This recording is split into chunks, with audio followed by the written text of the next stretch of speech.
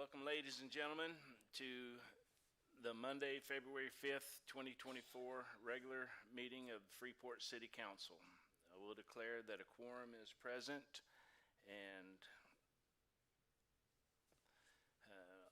declare that all notices have legally been posted pursuant to the Opens Meeting Act. I will now ask Councilman Rosso to lead us in the invocation and the Pledge Allegiance. Let's pray. Gracious Father, we thank you for this opportunity you've given us to come together today. We pray, for Lord, for a meeting of the minds. We ask you, Lord, to be here with us and show us the way, Lord. Can't go anywhere without you. Pray for all the sick, shut-ins, all those that's afflicted.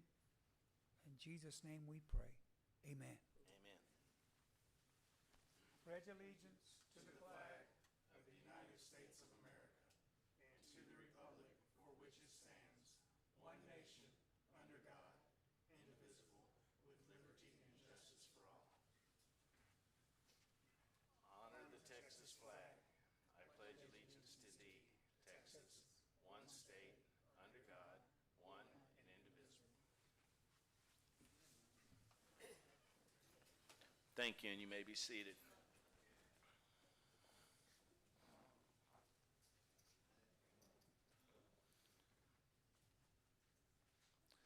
The mayor could not make it here tonight, so unfortunately, you got to put up with me this evening, but we'll make it through it. We're going to start off with citizens' comments. Members of the public are allowed to address the City Council at this time and must include name and address.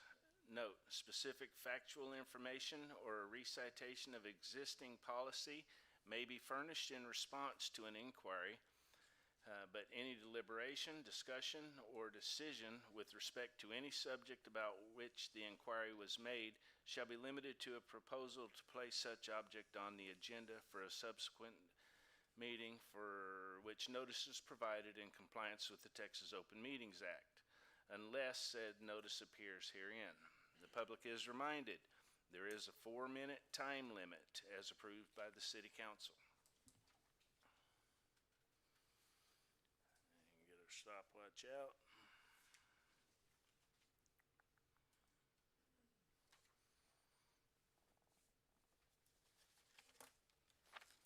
And as normal, we're going to let the ladies go first. The first one is Miss Desiree.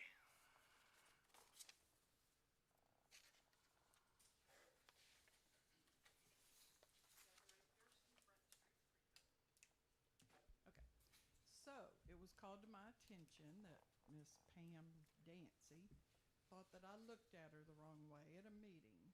So she said, she put it on Facebook on Mr. Eva's page, that she had to come back up here to the police department and report. Is the mic on? I'm going to stop your time.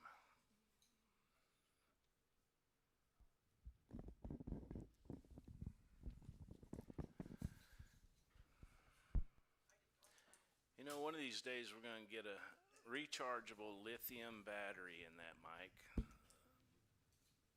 Okay, got it? Can y'all hear now?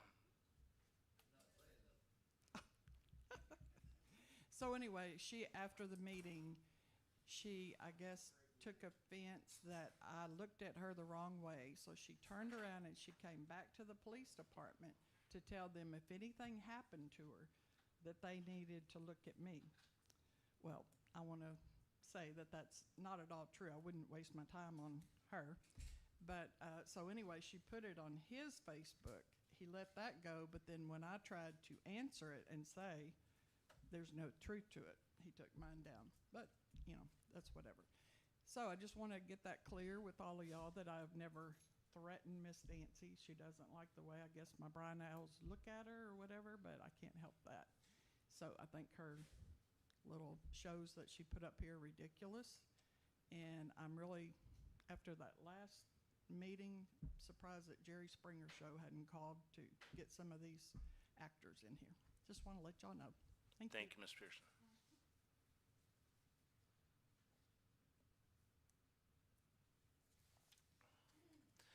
Next, we have Miss Melanie Oldham.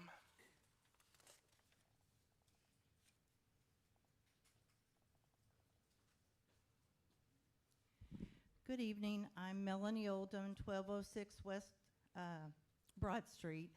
And I'm here as a resident of Freeport and a resident who has attended Freeport City Council meetings for 13 years that I've been here.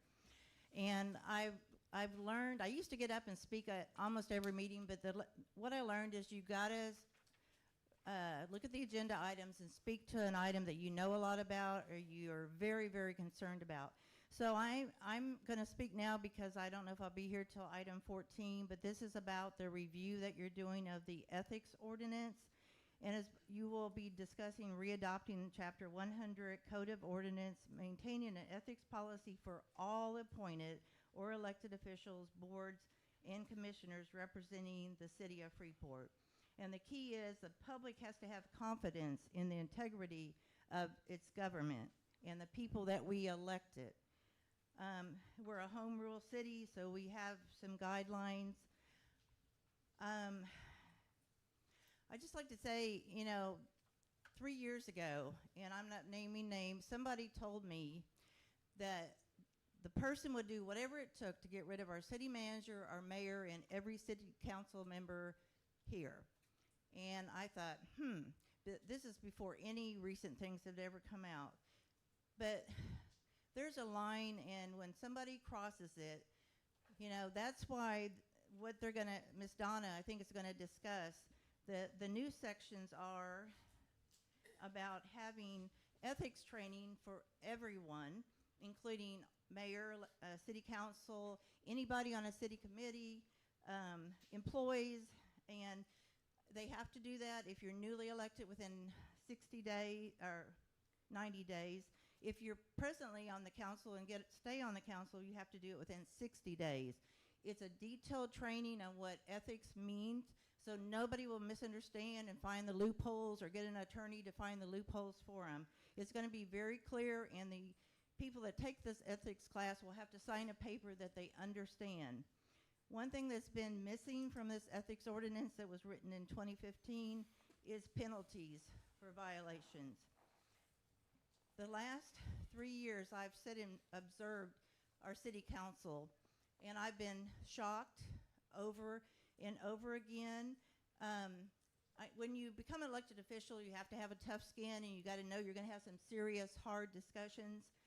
But when I see someone that crosses the line for months and years on defaming people that they're supposed to be working with and discussing issues with, there's a problem there.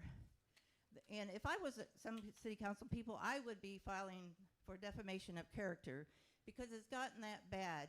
You can get on your Facebook and say, I don't agree with so-and-so about the tenant landlord ordinance.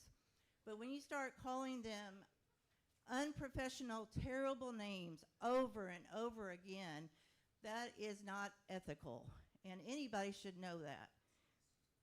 So, I'm so glad that they're putting a little teeth into this ethics ordinance.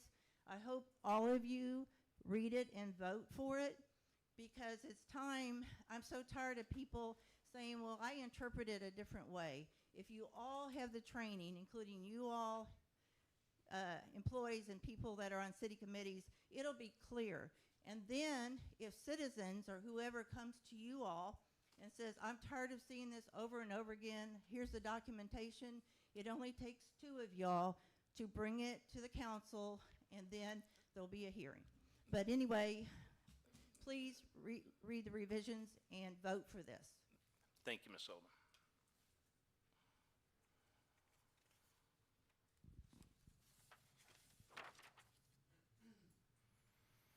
Mr. Manning Rollerson.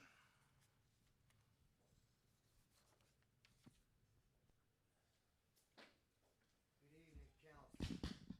Good evening. It's a little bit on Miss Melody.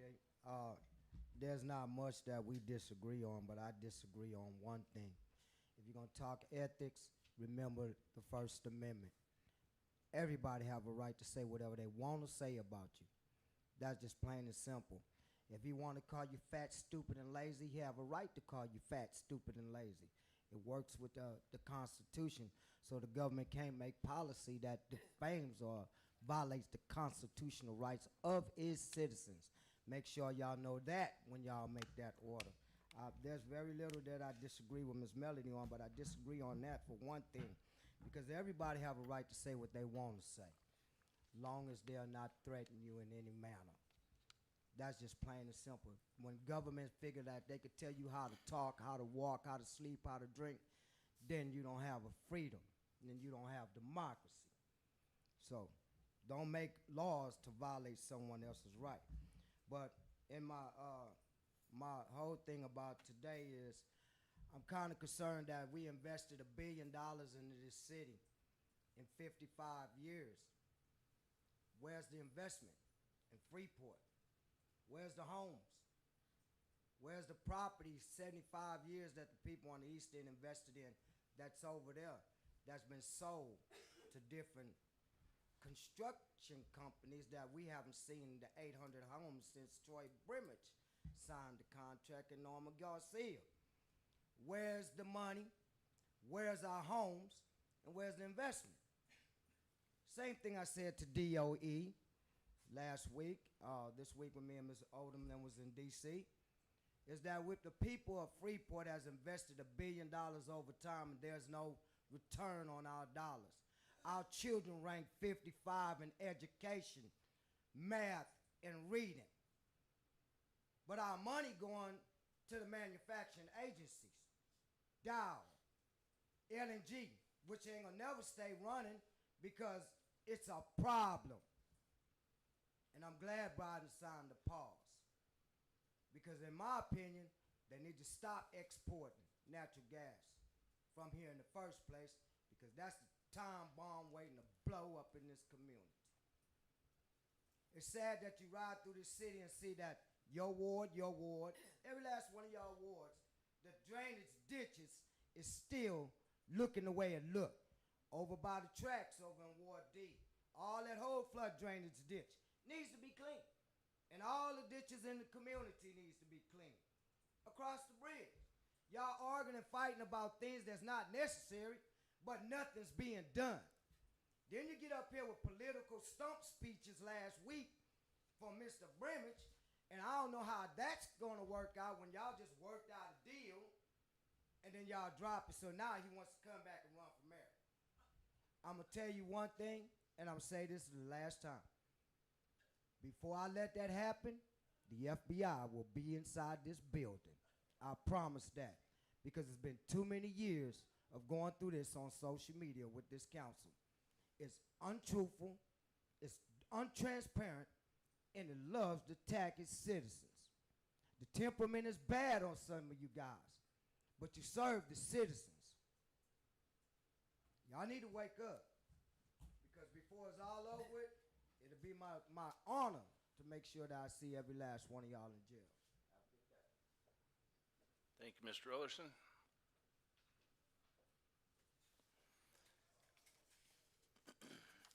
Next, we have Mr. Chris Duncan. You wanted to wait until 12?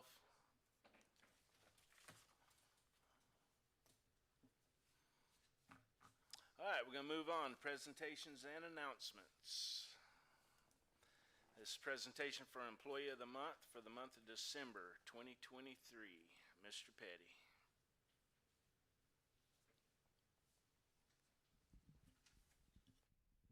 Sorry, Chief Al. Hello, hello. Is it working? For Employee of the Month for December, I'm going to let Chief Hal go over this one because there's a lot to go over, and they've done a great job with this, so we'll let her handle this one. So over the last 6 months, roughly, Corporal Joey Earl, Elizabeth Taylor, and Carmen McKinney have worked diligently to create a system and prepare us for our Texas Police Chiefs Association audit to have our agency reaccredited. And for those who don't know and everything, it's a status with the Police Chiefs Association over following certain policies, guidelines, and rules And it's a very extraneous process that you have to get re-accredited every 4 years. So this required an enormous amount of time in addition to their normal job duties that they still have to perform. So during all this period, these 3 individuals continue to provide quality service, show teamwork, initiative, and took on this huge responsibility with no additional pay. Corporal Earl took the initiative to self-educate and learn about something he had never done before and tackled this task with full force. He had to create a file system and gather 4 years of records and documentation over a matter of months. Carmen and Elizabeth had to go through thousands of items in our property and evidence room. They had taken out an outdated and overcrowded property room, reorganized it, and began the process to legally and properly dispose of these outdated items. This process included coordinating with judges, the district attorney's office, and the sheriff's office and DPS. For most police departments, the jobs that these individuals have been doing and performing would be 5 people. But here at Freeport PD, this dynamic team tackled this task with no complaints. They take on these additional responsibilities with a smile on their face every day. They make sure that each step that they perform maintains the integrity of our agency. Our police department had an audit at the end of last year, and we received notice at the beginning of this year that we've been reaccredited and are a Texas Police Chiefs Association recognized agencies. There's over 2,800 agencies in the state of Texas, and currently only 208 are currently accredited. And so I put in for these 3 individuals to receive the Employee of the Month award for December. Yeah, y'all get to come up and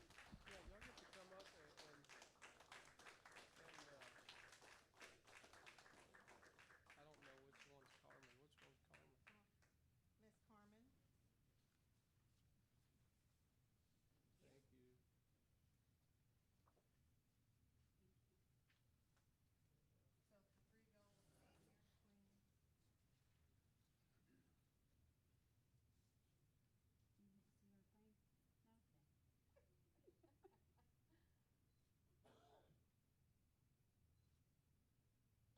Thank you. So the 3 y'all will stand here between. Thank y'all. Thank y'all very much for a job well done.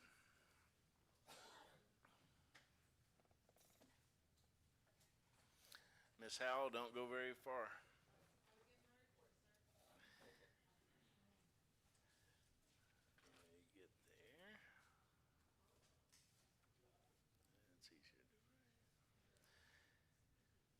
The agenda item number 2, presentation for the annual TCOL Racial Profiling Report for 2023. Evening, Mayor, Council. So as required and everything by our legislators, it's presenting our annual Texas Commission on Law Enforcement Racial Profiling Report. So I have attached that for your review. Provided at the beginning is, of course, the law where this is found in the Code of Criminal Procedure, if anyone would like to read that direct. The policy, as I mentioned, the Texas Police Chiefs Association, we follow the recognized program and follow the 2.2 policy regarding bias-based policing and racial profiling and the guidelines and the strict enforcement that we do against it. Then I've provided you reports from our Brazos technology. We have a actual reporting system where we can print that up.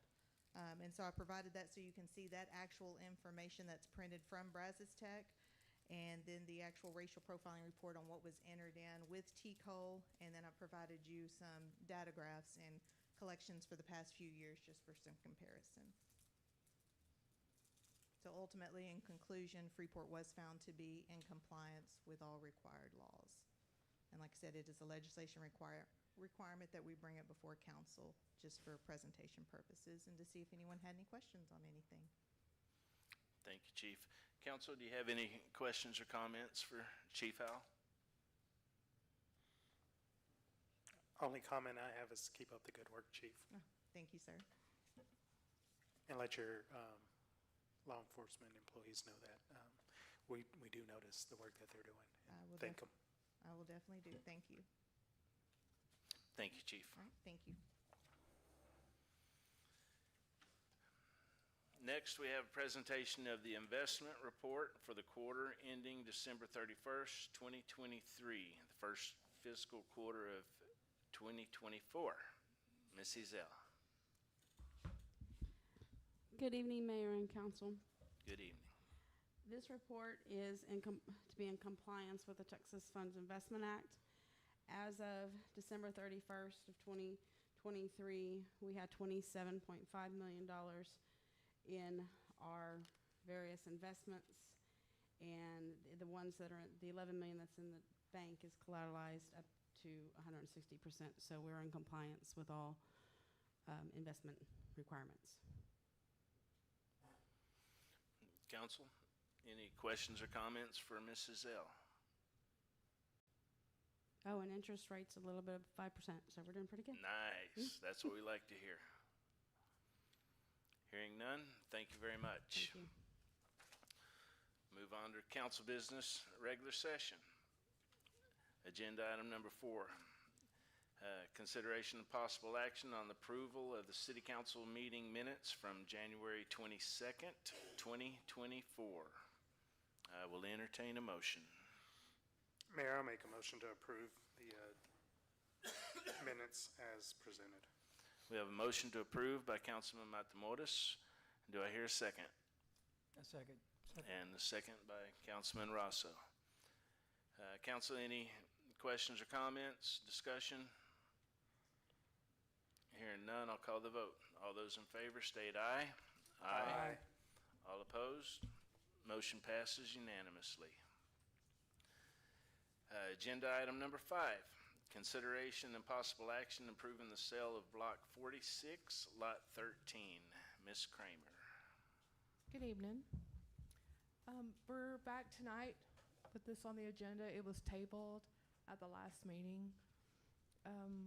Mr. Austin from Signal Electronics has made an offer to purchase a parking lot between his building and the drive-through at City Hall.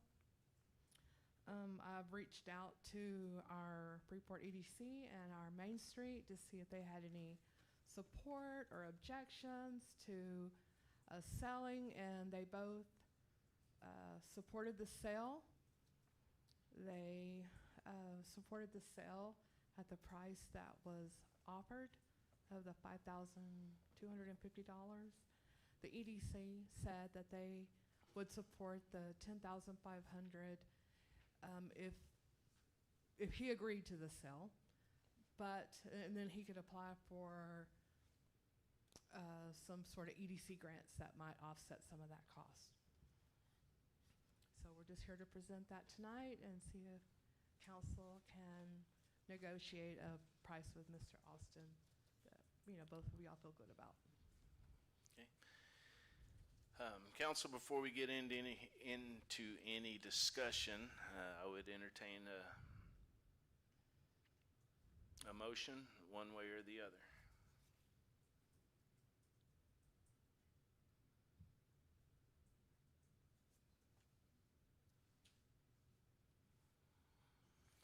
I'm going to go ahead and make a motion that we accept the offer of $5,250. And do I hear a second? A second. Okay, the motion, I made the motion. Councilman Rosso seconded. Now, council, let's discuss it.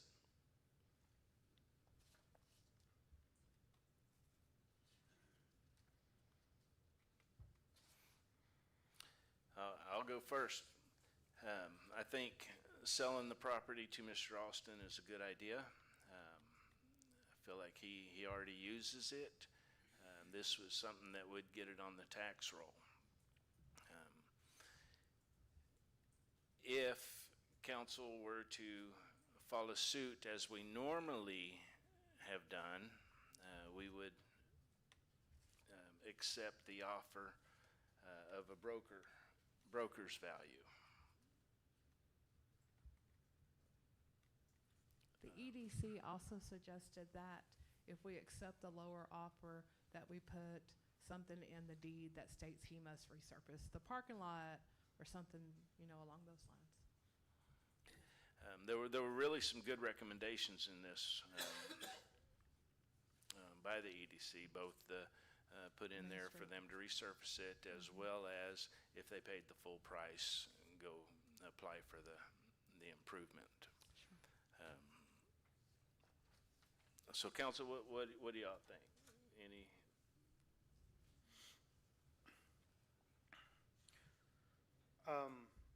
In looking at this property,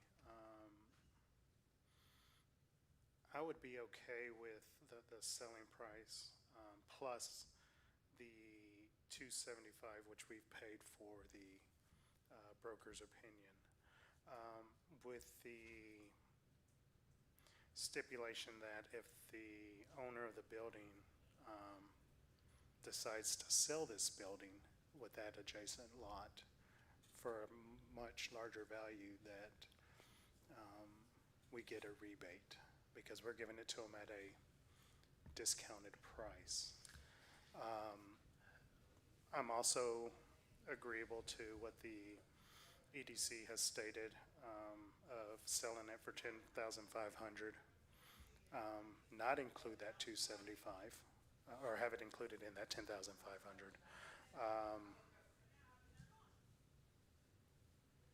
And allow the owner to do a improvement grant to help defray some of that cost. That grant could be in excess of the $5,250, depending on which grant the owner decides to go for.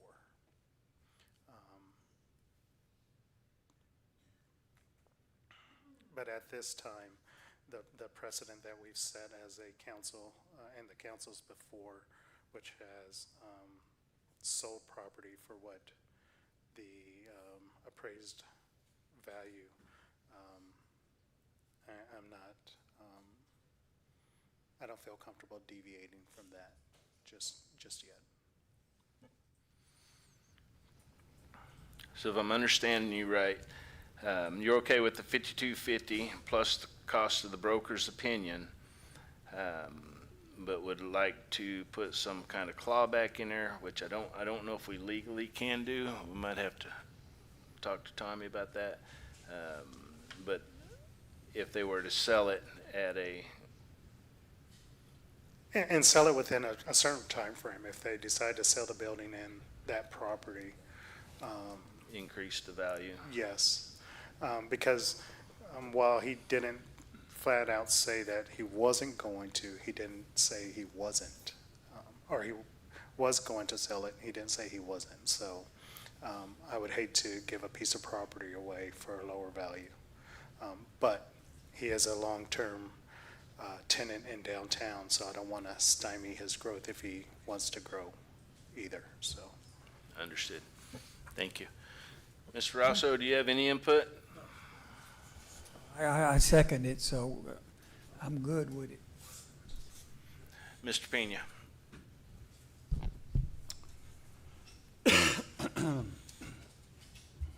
Thank you. Yeah, I do have a couple of comments and questions. I want to first start off, I've got about 11 talking points of this particular item here. First one I'll say is the City of Freeport zoning ordinance requires one parking space for every 200 square feet for government administrative buildings. Number two, that's the same requirement for private citizen office spaces. The appraisal district states that the city has 40,000 square feet at 200 West 2nd Street. Under our own rules and the rules that we apply to citizens, we should have 201 parking spaces in that parking lot that's serving the downtown City Hall. And I have a question, has anybody bothered to count how many parking spots we have at City Hall? Has anyone bothered to look at this before trying to push this through and approve this sale in terms of it being code compliant? I haven't heard anything about it, so I guess the answer is no. All the parking spaces, including this lot, only equals up to 109. That's 109 out of 201 required by our very own laws. City Hall fails to have enough parking as required by our own laws, even including this lot, we only have about half. This is what we're talking about when we talk about making sure that things are run consistently for residents as it is for the city. We gotta make sure that we're running the same rules and running by the same rules that we're requiring our businesses to run by, our residents to run by, and we have to do the same thing here. It is arguably an abuse of power if we have oppressive enforcement against our businesses and then flaunt the rules for ourselves. I'm sure nobody wants to break the law for the city, not in considering this. So before we move forward into all of the comps and the pricing and the contracts, we got to make sure that this is even compliant, that we're even compliant.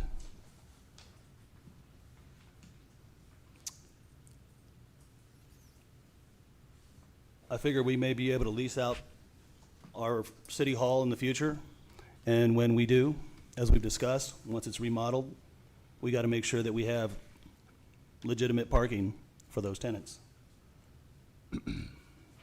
The current building owner is currently able to use that parking lot now. There is no difference if he owns it or if the city owns it. There's zero to little maintenance. There's no real value to having it on the tax record, tax rolls or not. The real value, however, is to the city to make sure that we're compliant.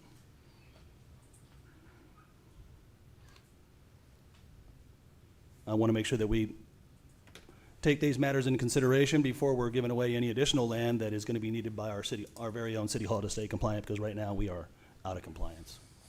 And so I wanted to make sure that we address these issues before it's even considered to be being transferred, if at all. That's all I have for now, Jerry.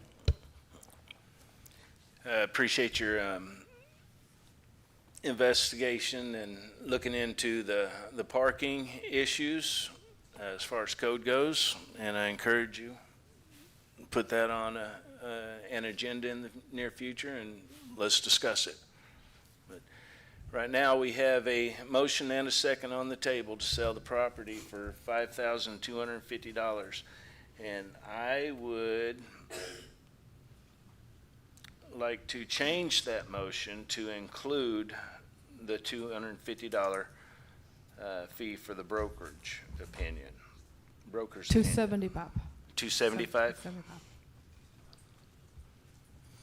which would make it $5,525, if my math is correct. It's not Aggie math.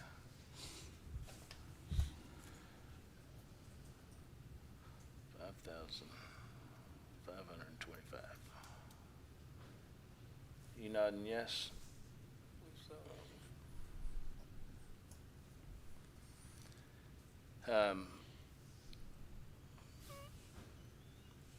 Mr. Matamoros had brought up the possibility of putting a clause that if the gentleman sells it in a certain time limit and it increases the value such that he has made a profit off of this, could we get a rebate from that? Yeah. So I think that's possible to construct that right. I'd have to look into how that would be best for this scenario. But yeah, I think you could do something like that on a limited time frame. How much of a time frame were you thinking of?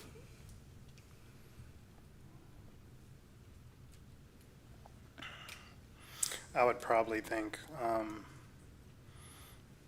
a year, maybe 2 max. We'll go a year. Yes, we can do a year.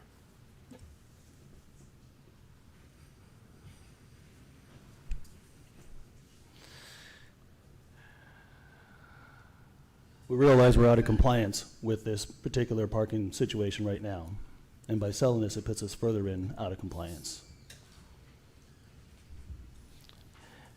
And hopefully you'll get that on the agenda coming up.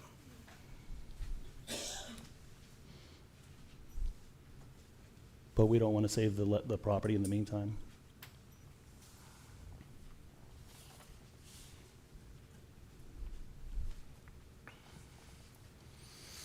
All right, Mr. Rosso, if you don't mind, I would like to amend my motion. I would like to amend the motion to read, accept the offer of $5,525, which is the original $5,250 plus the $275, with a clawback provision that if the property is sold within a year's time, that if it's sold within a year's time at a, help me out here, George. Higher price. At a higher price.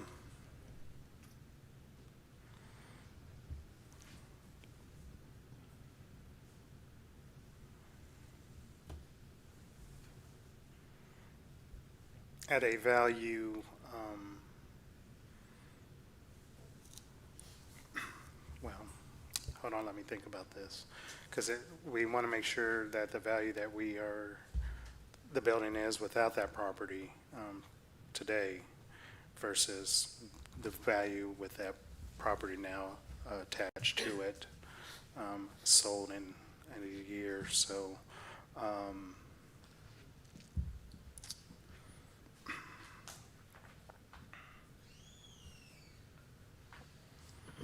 This is getting complicated. it's getting very complicated. Currently, the land that his building sits on is $6,830 is how much that land is worth. Okay. Ms. Clark, I see your hand up. We already have a motion on the table. Well, we're fixing to take it off. So bear with me a second.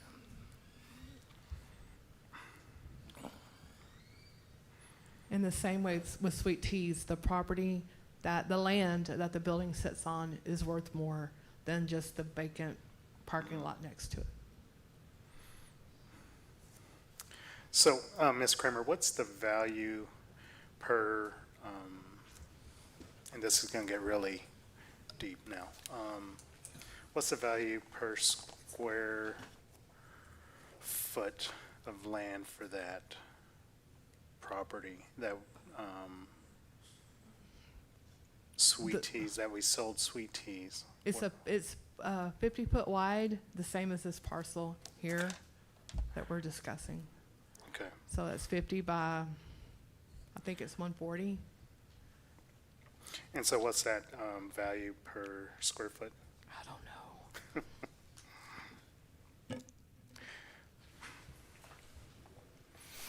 Ms. Kramer, didn't Sweet Teas go to auction? It did. Okay. There was one bidder and she was the only one. Yeah. What if we word it to where, should he decide to sell the property within a year's worth of time, the city has the option to buy it back at the purchase price?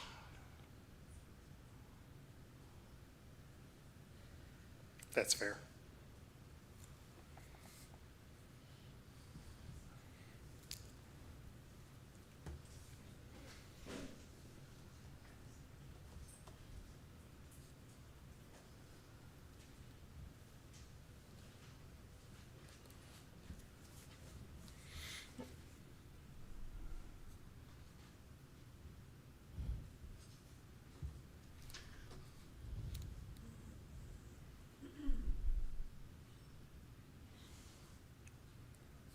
A cleaner scenario would be to make sure that we just don't close within a year.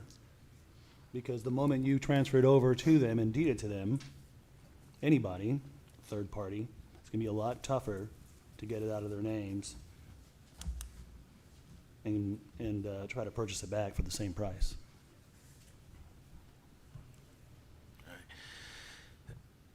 Before we make the next motion, Ms. Clark had her hands up. She would like to, I assume this is the item you wanted to speak on. Carter Clark, 411 Sailfish. While the 380 agreements are no longer in effect, I don't know how you can put a clawback into a deed, maybe what did you say about buying it back for that same amount within a year. But how are you going to do that, and who's going to monitor it? And who's gonna go back and review it and make sure that it's done correctly? Because on the Bridgepoint subdivision, those clawbacks are not being enforced, were never enforced, and are still the same way they were, and are not being enforced at all. Thank you.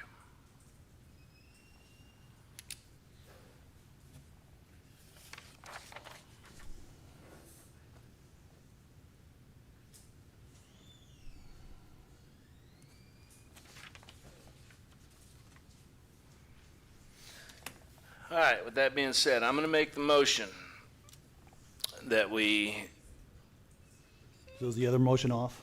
the other motion is off, yes, sir. That we offer Mr. Alston the property in question for $5,525, plus the clawback that if he decides to sell within 1 year's worth of time, the city has the opportunity to buy it back at the purchase price. Do I hear a second? I'll second that motion. Seconded by Councilman Matamoros. Do we need any more discussion?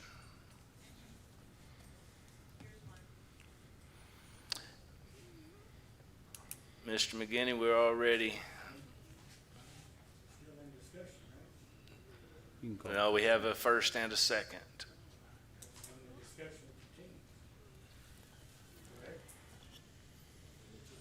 I'm gonna check with council, but I believe once we have a first and second. Council says it's up to me, so come on.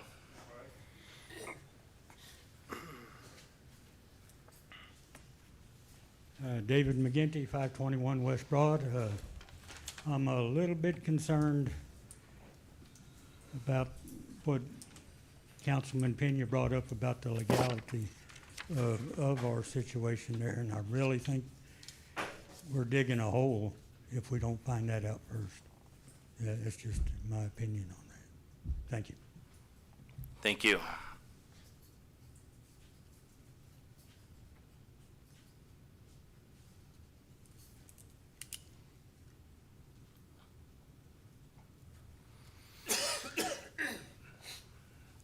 Well, I'm gonna go ahead and call the question. Council, all those in favor state aye. Aye. Aye. All opposed? This is a land giveaway again. No, absolutely not. It's irresponsible. So the motion passes 3-1 with, Councilman Pena, absolutely not. Thank you.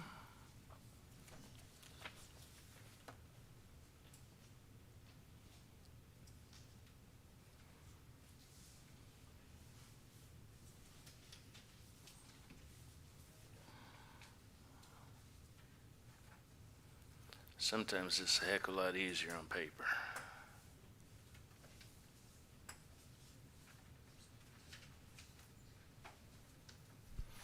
All right, agenda item number 7, consideration and possible action approving resolution number 2024-2833 to sub. All right, we're gonna keep on with 7, we'll come back to 6, how about that? Consideration and possible action approving resolution number 2024-2833 to substitute city manager Lance Petty for Tim Kelty, former city manager, as the official for the DJ Edwards Bryan Memorial Justice Assistant Grant Program for fiscal year 2023-2024 for mobile video equipment upgrade grant number 4850101. Ms. Howell. Good evening again, Mayor and Council.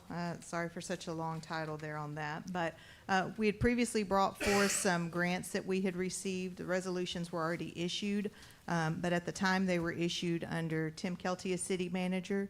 And so for us to be able to proceed forward and be able to receive those funds, we have to do a name change and everything as Lance Petty as the senior city manager. And so that's what this is for this evening, one of the 3.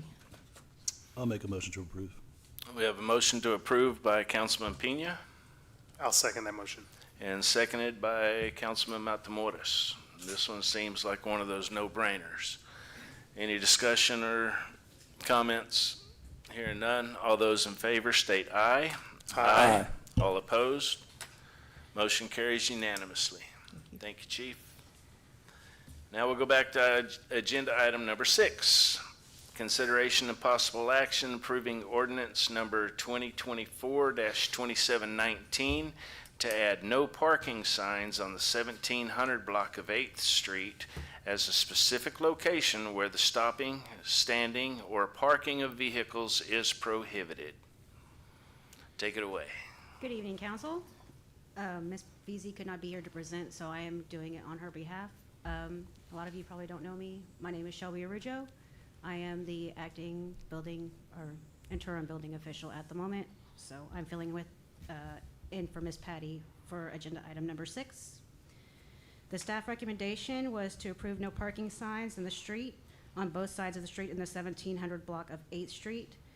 On November 28th, a motion by Planning and Zoning was put into place to draft an ordinance to put back no parking signs on 1700 block of 8th Street. This would be on both sides of the road, and the motion passed with a 5-0 vote.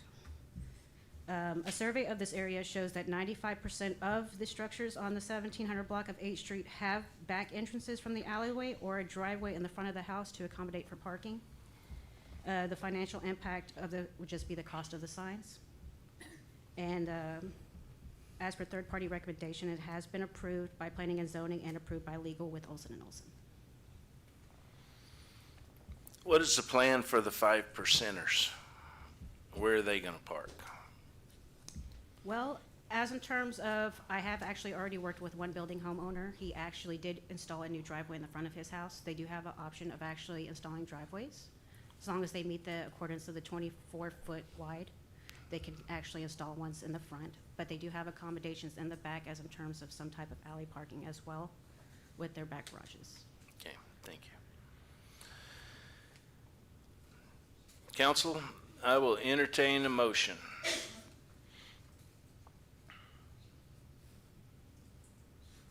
Council, I'll make the motion to approve agenda item number 6.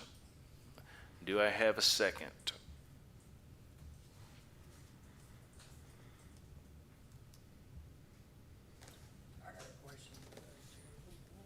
Can you second it first and then we'll get into discussion?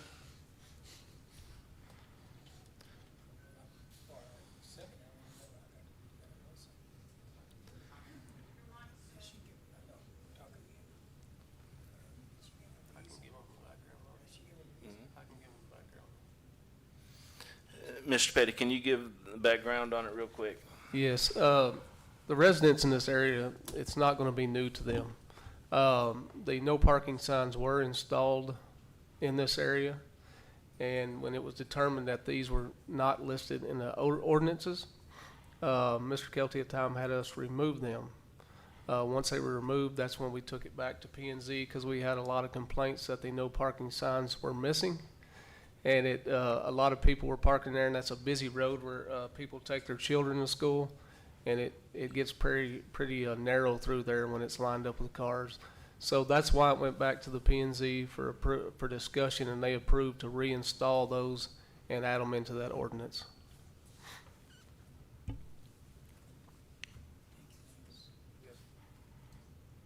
I'll second it. Councilman Rosso seconded it.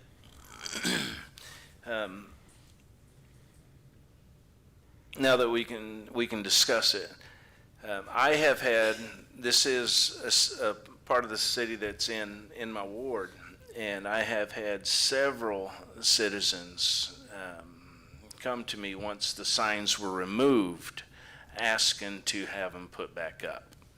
And I've had to inquire as to why they were removed, and I got the same story that Mr. Petty just told us.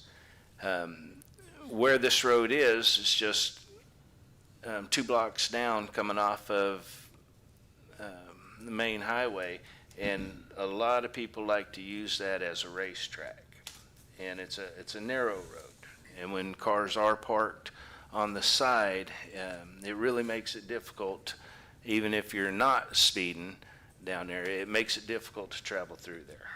So I, for one, think this is a great idea. The citizens that live there are used to it. The signs have been up for a long time. Okay, and quite honestly, at least the ones I have spoke with, they want them back up. So that's my take on it. Councilman Pena, you got anything to add? Oh, I just have some observations that when you have parking on both sides of any of these streets, especially 8th Street, and it narrows the passageway, it slows down traffic, actually.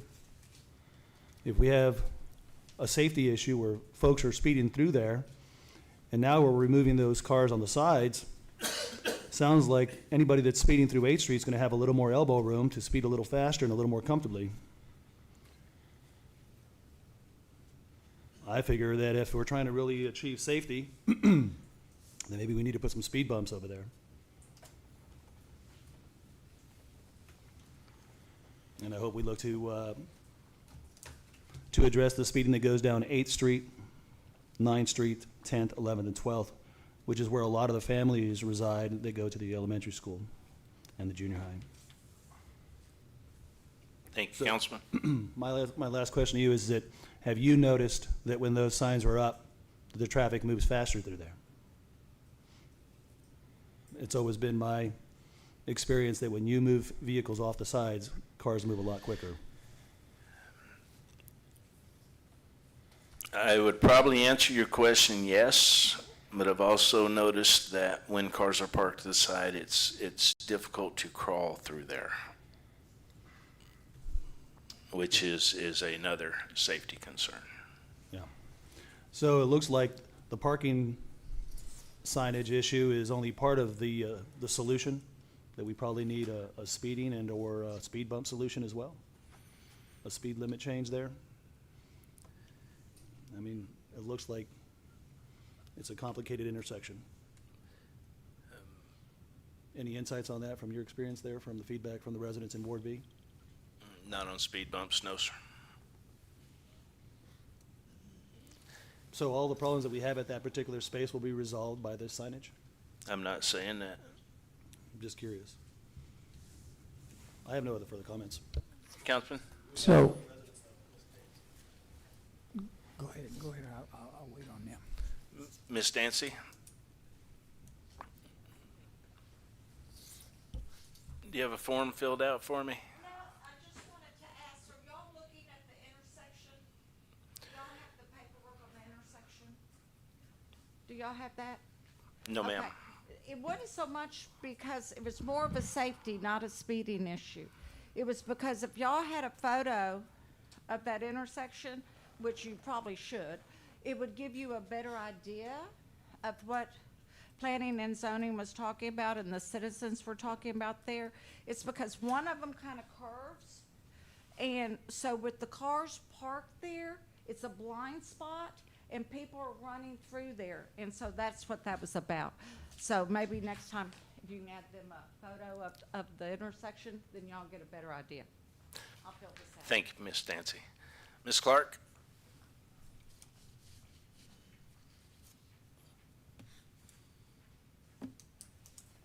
Carter Clark, 411 Sailfish. There are very many streets within the city of Freeport that are narrow, and they have parking on both sides. So we've first taken Bridge Harbor, and we've said no parking on either side of the street.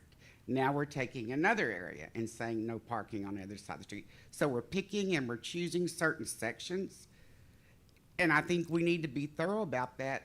We need to go all or none. There's a lot of streets that have this same issue. And being preferential started the whole thing. I agree with you that there's a lot of streets in the city that have the same situation.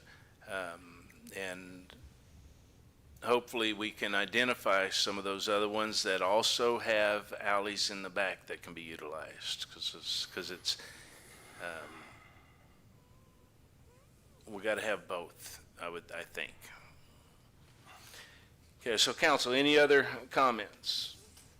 Question, how far down are these no parking signs gonna go? From, I know, just 1700 block off of Velasco Boulevard, No, it's off of Yopon. off the Opon. So the cars that's parking there to pick their kids up, are they gonna be getting tickets? Are they gonna be getting tickets? Yeah, the cars that are picking the kids up will be on Dixie Drive. Mhm. Okay, I don't know that many of Well, them, Somebody mentioned that, that they were picking the kids up. would- So we are gonna be writing tickets on that. We haven't been writing tickets because they removed the no parking signs. correct. When they put the no parking signs back up, then we'll start writing tickets for people parking there. Right? I would assume Chief would give them a warning first. I don't think we're gonna show up ticket happy. So Ms. Shelby and I actually had this conversation over this. So I told her that ultimately what we'd be looking for is compliance in the beginning, getting back to educating everyone that, now the ordinance is in place, the signs are in place, making contact with the residents that are nearby, to try to, again, we're looking for compliance in the beginning. We're not just gonna go out and start scratching tickets left and right. It's, again, educating everyone off the bat for the change. Thank you, Chief. Thank you, Chief. With that, I will call. No, I'm sorry. Oh, Chair. I'm sorry. So, if everybody remembers correctly, I was the one that actually brought this up the first time, because I've had residents on the seaside asking about the no parking signs. And they were getting tickets because they couldn't park in their rear driveways because the alley was redone. And they built up the alley higher than where their driveways were at. And so if they had a car that was sat lower, they would have issues pulling into their driveway. And so I had city manager at the time, Mr. Kelty, look into it. And then that's when they found out that there was no resolution or ordinance for that. And so I'm really torn on this one. I have residents who are for having these signs removed, but I also have residents who are for having these signs placed back. It is a safety issue because it is an S curve on the 1700 block of 8th Street.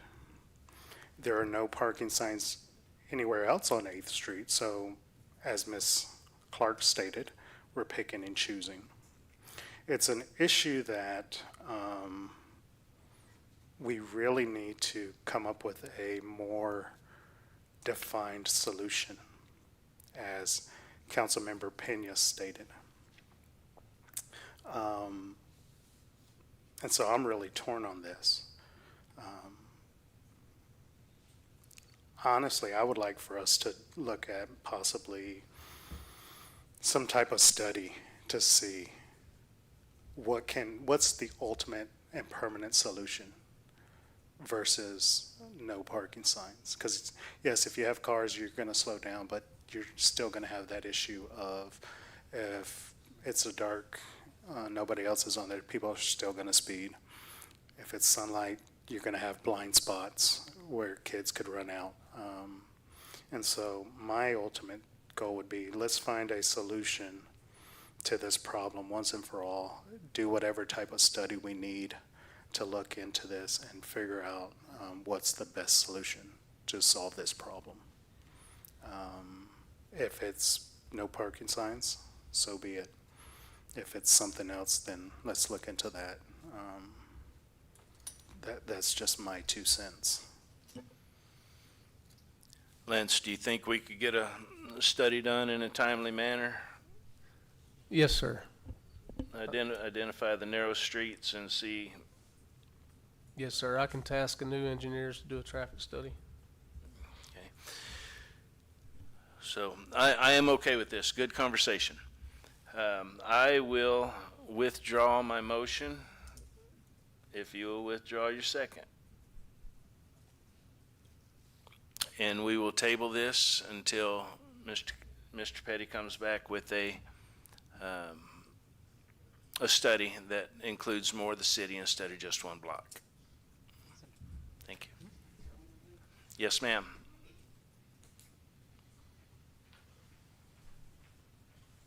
Carla Clark, 411 Selfish. If you're going to do a study, I would ask that you would probably look at 11th Street too by Freeport Elementary, because that is a very bad place. People come from the back, people come from the front, and that area really needs to be looked at because people get blocked out of their driveways from exiting their driveways when they're going to work, when they're dropping people off at school. And then they have the bus stop there too.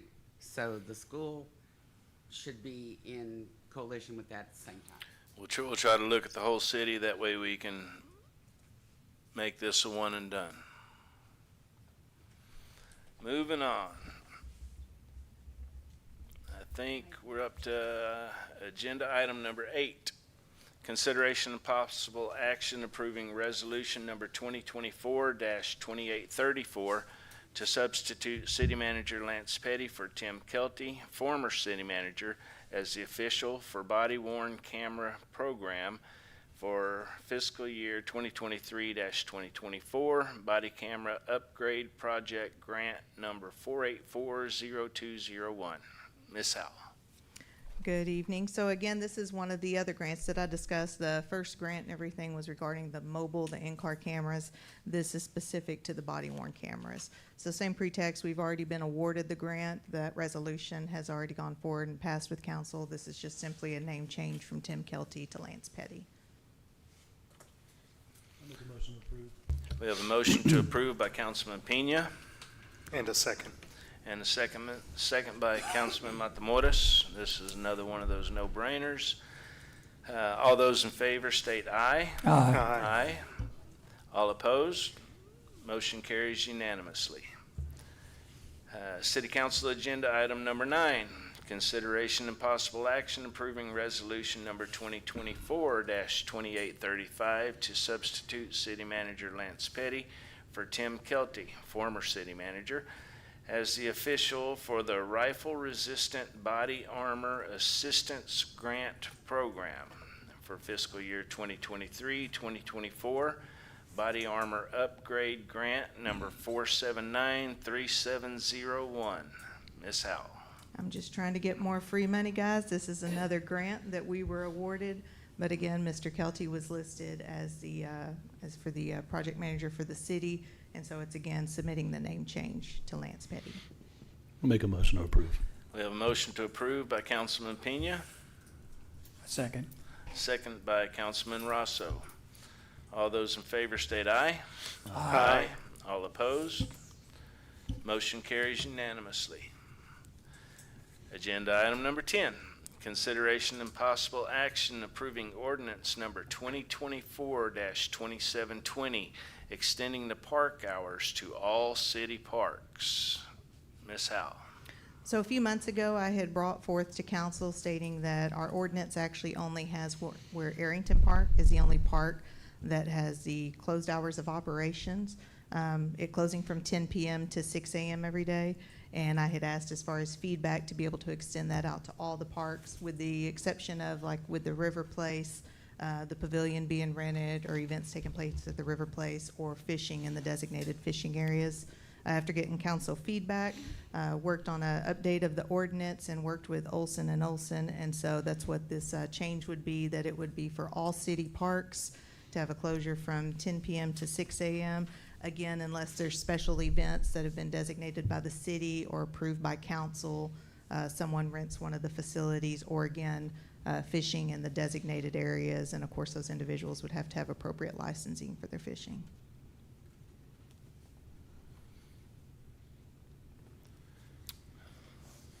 Council, I will entertain a motion for agenda item number 10.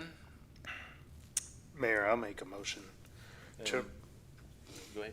to approve agenda item number 10 as presented. We have a motion to approve agenda item number 10 by Councilman Matamoros. Do we have a second? I will second it. Council, any discussion, comments? Yeah, I have a couple of concerns as it relates to the downtown park, which is, for all intents and purposes, is the business district for the city. And, we're looking to make sure that we have that space, the park available for the latter hours of the restaurants and businesses that may be coming in the future. And I'd hate to try to revise the ordinance to try to fit any restaurant extended hours. And typically, the restaurants and the bars will be open till midnight to 2 a.m. And I want to make sure that we have language in this ordinance for downtown so that we're not trying to make a special variance going forward for any future businesses. Let me. So when we talk about our parks, sorry, I was trying to pull up for our mapping and everything here.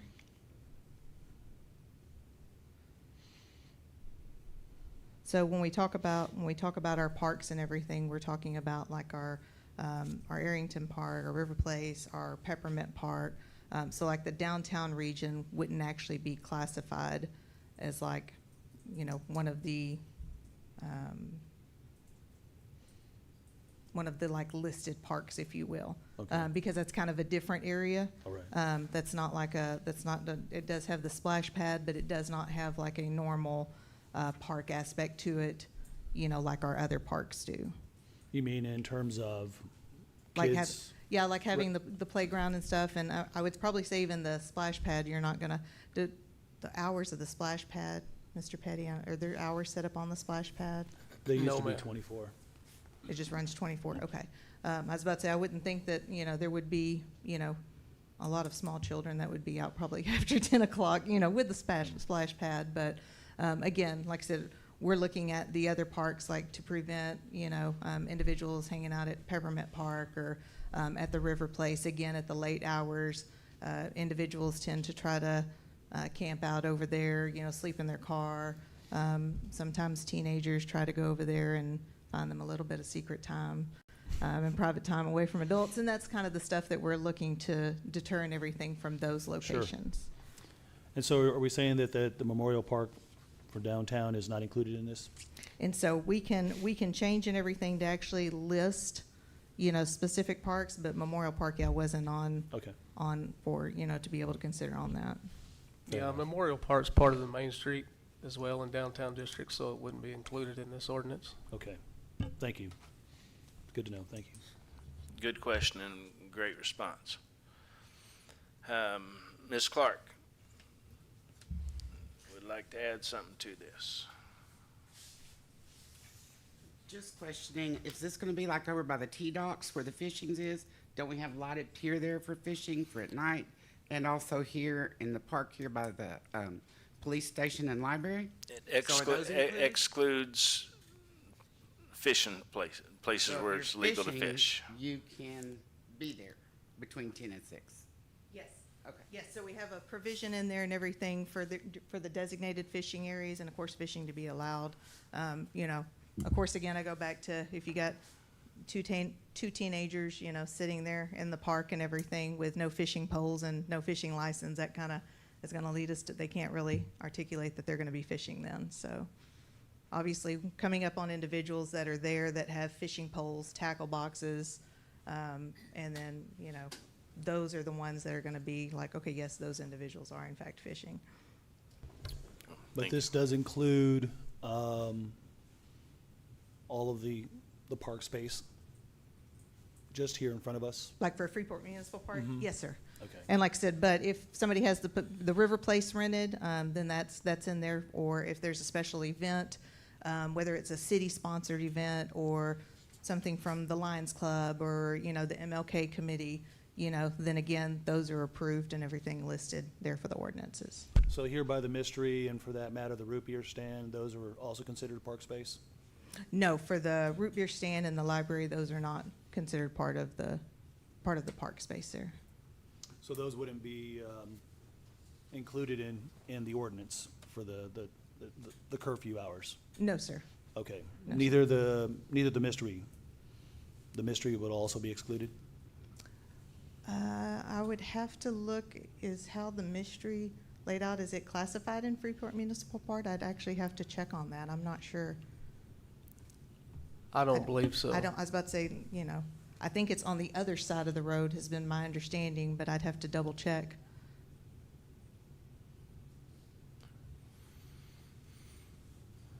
What are we doing, if we have, people doing, staying in the park till 11 and 12? Patrol car comes by, tells them to leave, and if they don't leave, they get a ticket So, as in what we're doing right now, or what we would do in the future? in the future. In the future, again, this is going to go back to the education stance. Of course, it'll be posted and everything twice in the newspaper. We'd begin starting to push out stuff, through social media.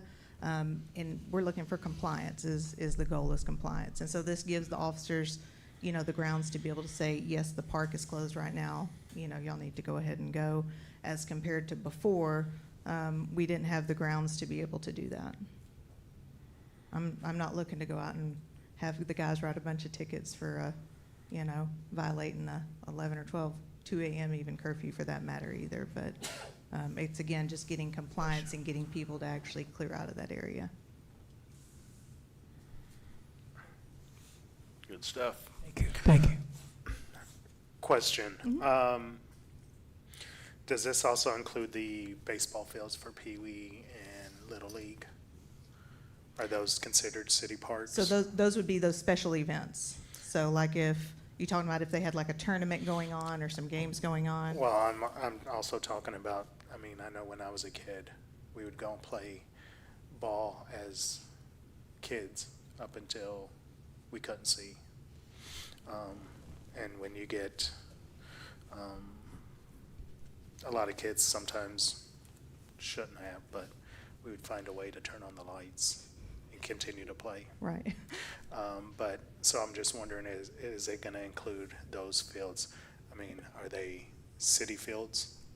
They are city fields, and now you can't turn the lights on, and you can't get on the field without a key. Okay. So, every team that, the youth association submit all their schedules, practice plans, times, dates, games, schedules. Any of the select teams that rent the facilities, we have all that, and we get it to the police department where they drive by and monitor things as well. So, yeah, the youth association is in full control of the lighting. They turn them on and turn them off. Okay. And they're locked up. Okay. And then, will this include the future park that we are going to be replacing for, the East End Park, Lincoln Park? Soccer park. Will this also include that? It will, but we'll probably have to come back and do an amendment to it because we don't know the name of the park yet. If it's gonna stay the same as Lincoln, but it's gonna be a soccer facility. And we haven't got the conceptuals yet of what that park's gonna contain. So until we have that, we can always come back and amend that ordinance at a later date to add Okay. that park. Are those conceptuals in order? Sir? Have those conceptuals been ordered? This is off topic, but when we close out with BISD, we'll be able to transfer property at that point, and then we'll start the process of that new park. Thank you. Another question is along the same lines about parks included in here and the places that people can visit, whether they're fishing or visiting the city of Freeport. I always say it's the water, so we're talking about the river. As long as the lights and they have their fishing license, they can all fish at all the T-docks that are lit in green. But a bigger question is, what about the beach? Because the beach is one of our parks, and we do maintain it. The Parks Department does maintain it. Will that also be limited? That's not listed as one of our designated parks. Okay. And so even though the Parks Department maintains it, it's still not actually. I just want to be listed abundantly as a park. clear for anybody that's tuning in, and so that going forward, people tell- love our beach, that we can drive out Telling the there. teenagers to go to the beach, is that? I'm telling that, I'm hoping that we patrol the beach too. But, no, spring break's right around the corner. Right, yes, sir. And, I know that, just want to make sure that we have a a consistent and uniform and fair message for our Right. guests. That's it. Thank you. Yes, sir. Gentlemen, anything else? If not, I will call the question. All those in favor state aye. Aye. All opposed? Motion carries unanimously. Thank you, Chief.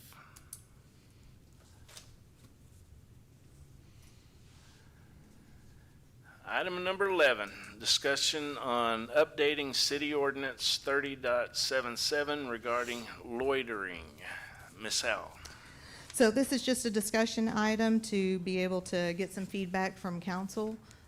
So it's come up a few times where like when businesses are closed, and if, again, you have individuals that go hang out in the parking lot of a closed business, officers really don't have much of, again, teeth, if you will, to be able to say, hey, this business is closed, y'all need to go ahead and clear out.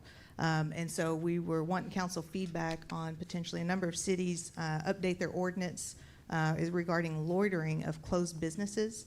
And so, for example, Arlen's, Dollar General, Starbucks, Shipley's, whatever, if that business is closed, then people just can't park and gather up in their parking lot. And part of that's to be able to help protect the business. Sometimes people go there, and then if they go to 1, 2 o'clock in the morning, they go to peel out, and then rocks wind up hitting, cracking their glass, or also, to potentially, deter the thoughts of theft, and then that also helps put officers' focuses, elsewhere and everything, because then they'll be able to come in, have a quick conversation with, well, my uncle's cousin's nephew knows the guy that, manages this, and he says that we can park here at 2 a.m. And so then the officers have no way of knowing, obviously, they're not going to try to call and track somebody down at 2 o'clock in the morning to see, if that's true or not. So we were just kind of looking for some feedback from council on what y'all's thoughts would be on having that updated in our ordinance. So no actual agenda item, just a discussion and some feedback is what I'd like. What time? It would be whatever time the business close. So if it's a 24-hour business, obviously it wouldn't affect that business. If it's a business that closes at 10 p.m., then that would be at the point that they already know that the Dollar General's closed, or they already know that Arlen's closed. And so again, it's just loitering at those closed areas. Do we have a problem with loitering now? And so it's hit and miss. A lot of times, and everything just kind of varies with weather. And so getting back into the nicer weather, if you will, then it tends to become more of a frequent issue, especially during summertime when kids are out, spring break, different things of that nature.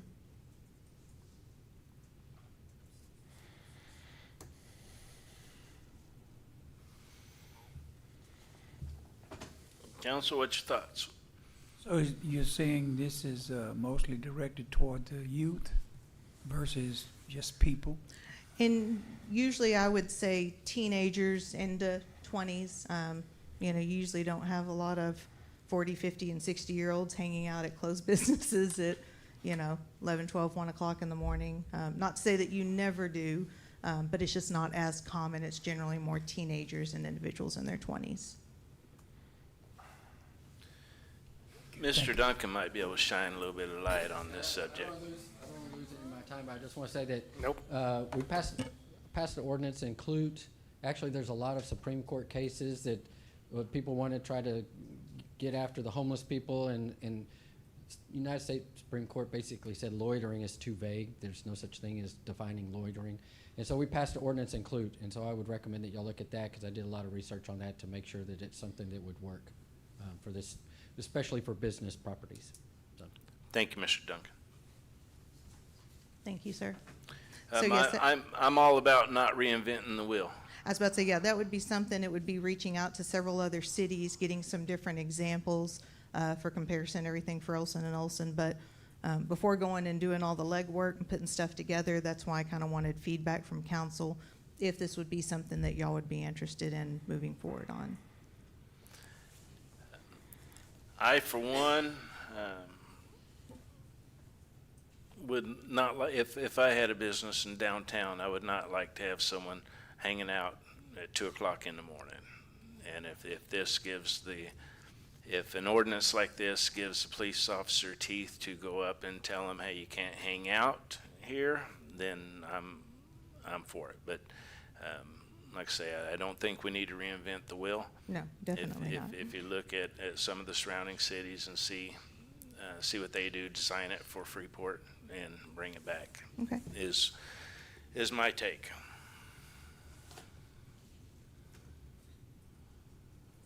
Any other feedback or? My concern would be whether or not there's going to be any additional costs associated with the additional policing of this private property throughout the city. Not so much, because generally now, like I said, when it hits certain hours, officers, that's part of just their proactive policing, that they'll go ahead and stop out at the businesses. Just right now, they can't actually say that we have a city ordinance, no, y'all have to leave. Got it. So, Thank you. Mr. Matamoros, you're in deep thought over there. No, I'm just thinking of, this is something that we definitely need to look into, and I agree not to reinvent the wheel, see what other cities with competent lawyers who drafted things, what they've come up with, and then bring it to Olson and Olson, and let's try and find something that will fit for Freeport. yes, sir. Okay. Okay. All right, thank you. You, Chief.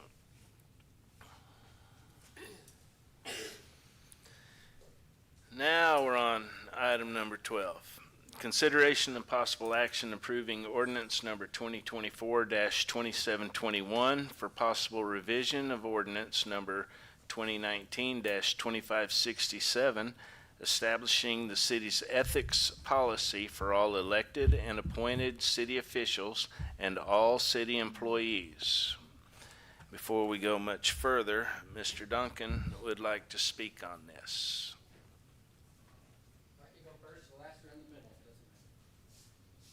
Good evening, Council. I just want to make a few remarks about the proposed changes to the ethics ordinance.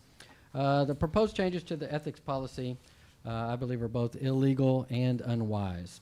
The changes gives the power to the City Council to vote to remove either employees, appointed board members, or council members, even fellow council members, on a vote. The City Council cannot give themselves that power. It's not legal. Now, City Council can remove appointed board members, right? But if you look at the city charter, number 1, it says specifically the city manager hires and fires employees and council cannot interfere. So that's a charter requirement, which is higher than any rules y'all can pass. So this would be a rule that says council can fire or get rid of, terminate employees if they violate the ethics policy. So it violates our city charter with regard to employees. With regard to city council members, also in the charter, it says the remedy to remove a council member for misconduct is recall election.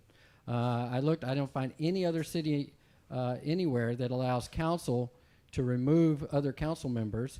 The remedy is a recall election. Now, if you read the changes that were added to this ordinance, it copies and follows the ordinance for Sugar Land almost word for word. However, I would ask y'all then to go ahead and look at Sugar Land, because Sugar Land has other things that are not included. Number 1, Sugar Land understands you can't remove a council member by a council vote. It makes no sense that the citizens vote and elect somebody, and the next day a majority doesn't like that person, and they can say, okay, we want to remove him or her. So the Sugar Land ethics ordinance talks about recall as the only solution for ethics violations for council members. Also, it has where the city attorney can give ethics opinions. If somebody's unsure, is this ethical or is it not? In the ordinance, it says if the councilman asks for an ethics opinion from the city attorney so they know in advance, hey, is this ethical or not, they have that guidance rather than playing a gotcha political game, right? And the other thing is, both for state employees and the state statute for state employees and the statute for the city of Sugar Land, they have independent boards that do it. It's not a political process at all. So you either have independent boards or you go to court and have a jury look at the facts, okay? So I think that it's really unwise to try to put this in the political arena because we already have a lot of crazy politics going on. And one thing to consider is, hey, if I don't like that guy and I want to pass this rule because I'm going to use it to get rid of him, beware, because that's going to be used against you after the next election if things don't go your way, right? And all that will do is promote political instability, people trying to get each other. And so I think that it's unwise to try to pass an ordinance where council members can vote to get rid of another council member when that person is elected by the citizens. Also, what if that person's removed and then reelected right away in the special election, right? So I mean, you have a lot of potential problems where it's just going to cause turmoil, and it's going to bring more eyes watching our council meetings like we do now. I have people all over the county say, hey, I watch those Freeport meetings because they're crazy, right? And we would like to stop that rather than encourage it.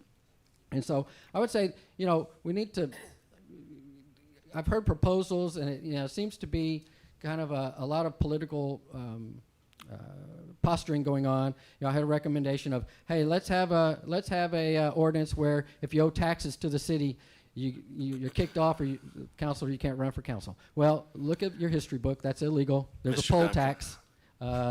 I started your time at the beginning, and I got 4 minutes. 10 seconds, man. When I started talking. So anyway, I think the proposition of these illegal hot tax deals and so forth, rather than spend time on that, please just focus on what's good for. Have better ideas. If you want to defeat your political opponent, have better ideas. Don't try to pass some shady ordinances to try to get rid of people. That's all I have to say. Thank you, Mr. Duncan.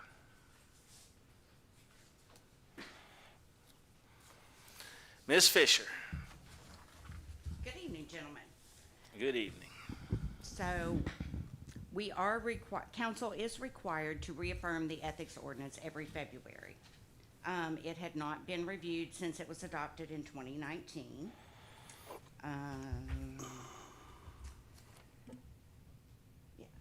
The main changes were the training requirements and giving council a little bit of leeway, some options. This was reviewed by Olson and Olson. They did not say anything about that, but right now council would treat a minor unintentional violation of this ordinance the same way they would an intentional repeated violation. So I was looking to give council some options. The training requirement would apply to both employees and officials. And I've already had 20 employees go through the TML Ethics for Local Government training. I've already started training employees on ethics in government. So, yeah, that's it. It has to be reapproved every year.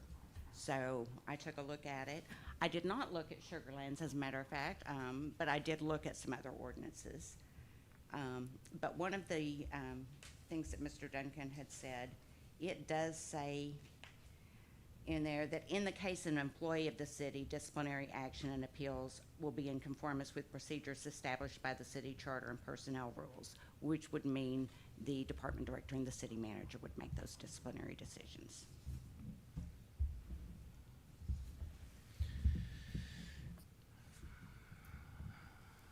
Council, I'd like to get some discussion before we make a motion on this. So I'd like to open the floor.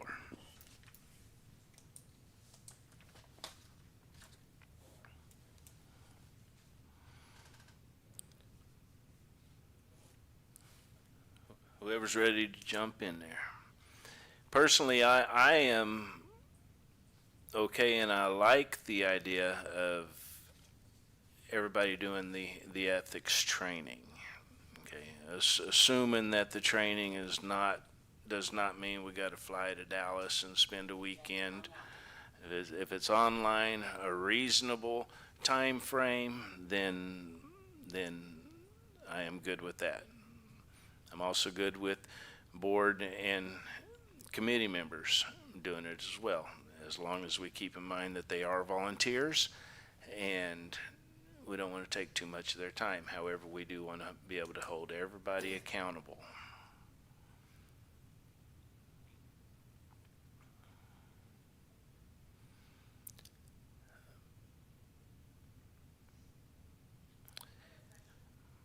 Yes, ma'am.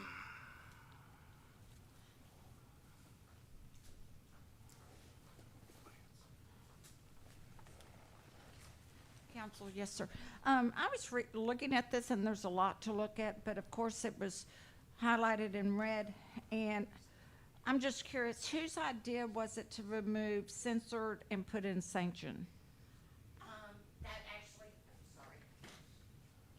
That actually was mine because censure is a one-step where sanction could be multi-step.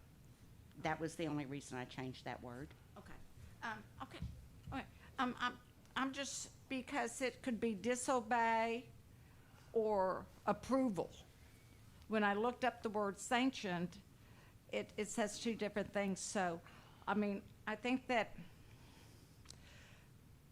the language needs to be more, not just with this, but with a lot of things that we have. The language, and I've heard people say, well, it just depends on how you interpret it.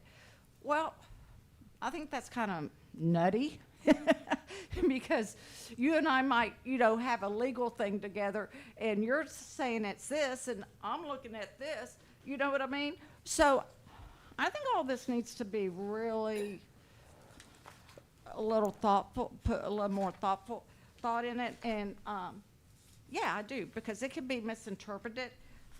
That's why I want to say right then, because I know I still have some time left. Thank you. Thank you, Ms. Dancy.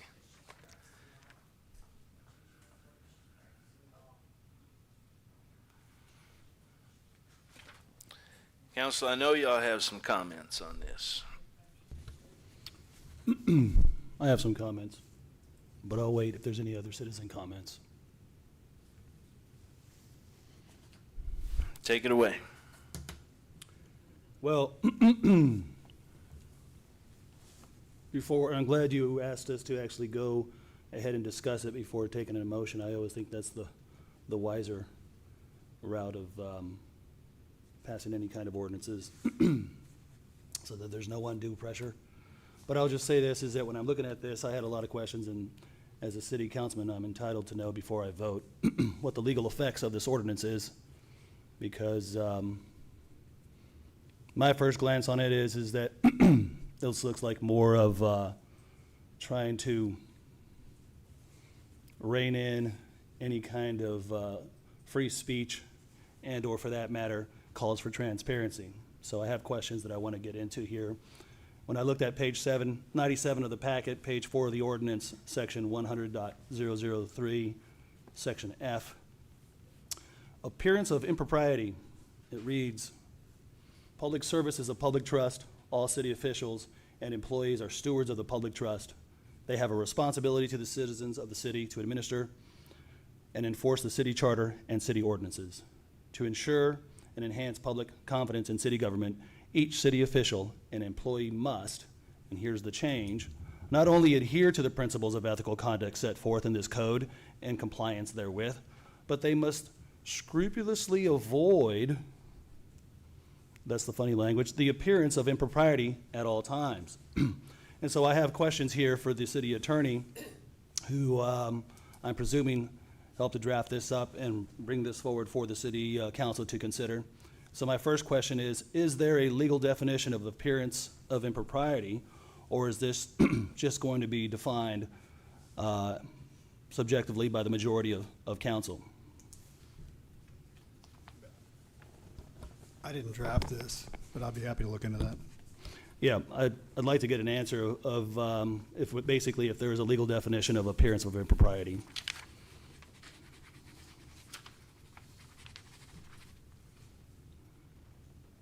So whatever forbidding conduct is being identified in the future, it's going to be unpredictable, and we only know what it'll be if the council so chooses to vote for what it is. And so I want to make sure that before we move forward on any of these changes in this ordinance, that those definitions of those changes be added to the ordinance. So I'd definitely like to make sure that what is added to this particular ordinance is the clear definition of what a appearance of impropriety actually is. May I address that? Yes, ma'am. The term appearance of impropriety was in the original ordinance that has been reaffirmed every year. I changed the wording a little bit, but the original version said, strive not only to maintain technical compliance with the principles of ethical conduct set forth in this article and in state law, but also to avoid the appearance of impropriety at all times. So the wording, the appearance of impropriety was already in the original ordinance. I just changed a little of the wording prior to that. Well, again, at the end of the day here, when we're looking to add this language, or for that matter, modify it, I want to make sure that we are clearly defining what the boundaries and the rules are for elected officials, city officials, and for that matter, appointed board members. And so I'd like to definitely make sure that we have that clarified, because at this point, it just seems like a very general, catch-all. And Yeah, it I'm just, it's been there for 5 years. it just leads to a lot of subjectivity and a politicalization. So out of concern for everybody having a fair shake as to knowing exactly what the rules are and not having it left to the ambiguity of political weaponization, I want to make sure that we do in fact get that clearly defined and what those rules are. And I don't know if that's going to be something that Olson and Olson can actually handle, or if that's in concert with HR to make sure that they're providing all the legal documentation for the city. So basically, without any clear definition, it's hard for anybody to understand whether or not they're violating this ordinance.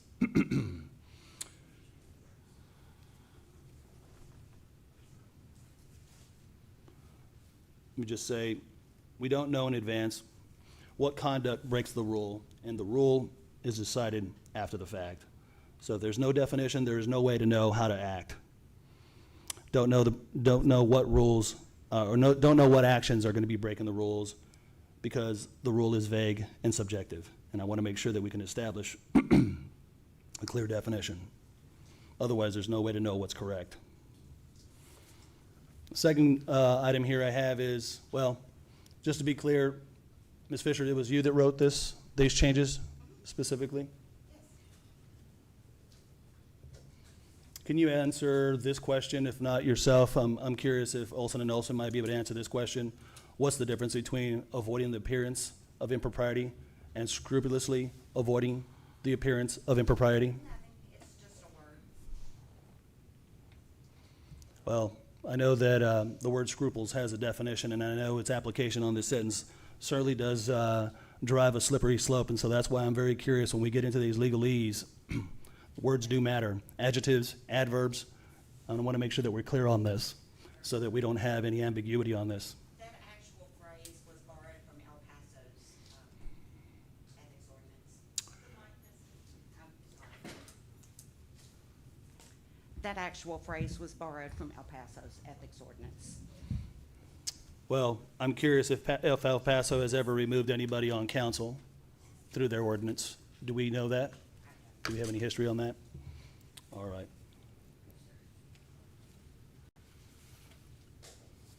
And I'm also curious about the penalty for violations in the appeals. It says here in section 100.187, the penalty for violation of article is appeals. The failure of any officer or employee to comply with this article, or the violation of one or more of the standards of conduct set forth in this article, which apply to him or them, shall constitute grounds for all legal remedies provided by law, which may include, if permissible, expulsion, reprimand, censure, removal from office, or discharge. In the case of a city council member, the matter shall be decided by a vote of 2/3 of the entire membership of the city council. And the question I have for Olson is, the grounds for all legal remedies provided by law, which may include, if permissible. Is it legally permissible for the city council to vote and remove another duly elected city council member?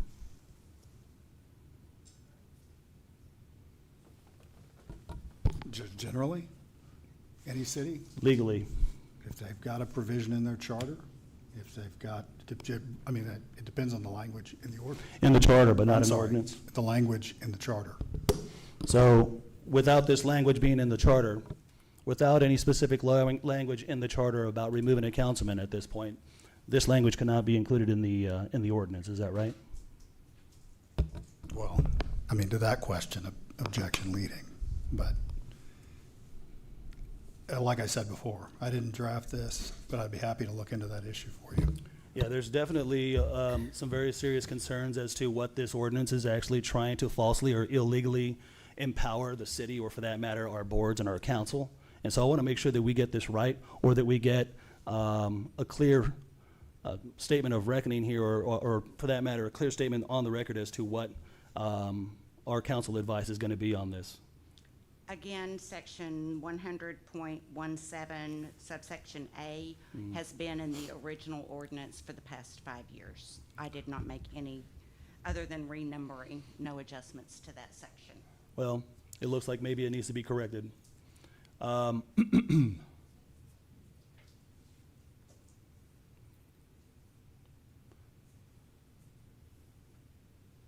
very curious of whether or not any of this language is permissible legally. And are we saying that it's not legally permissible? Is that right? Because That's not what I said at all. well, what are we saying then? I said I didn't draft this, but I'd be happy to look into that issue for you if you want me to. Yeah, the question I have is whether or not the section here of 100.187, section A, if that is going to actually be legally viable as a legitimate grounds for the remedies that we're trying to employ here for any violations.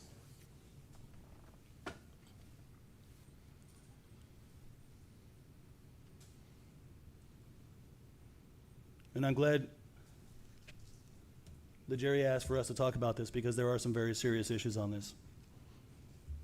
I'm all for everybody following the same rules, but I'm certainly not interested in creating rules that are illegal, and for that matter, curtail our transparency or ability to pursue transparency, and for that matter, our First Amendment rights.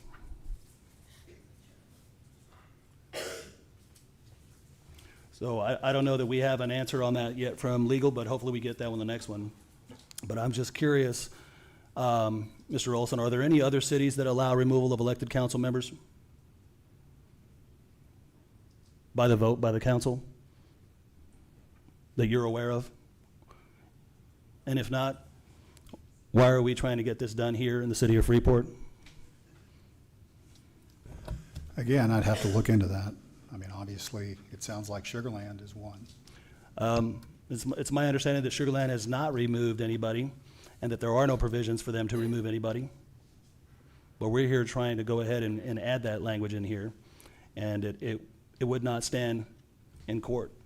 And so I want to make sure that we don't have that in here, unless you can provide any evidence anywhere in the state of Texas where a city council member was actually removed from office by a vote by the city council.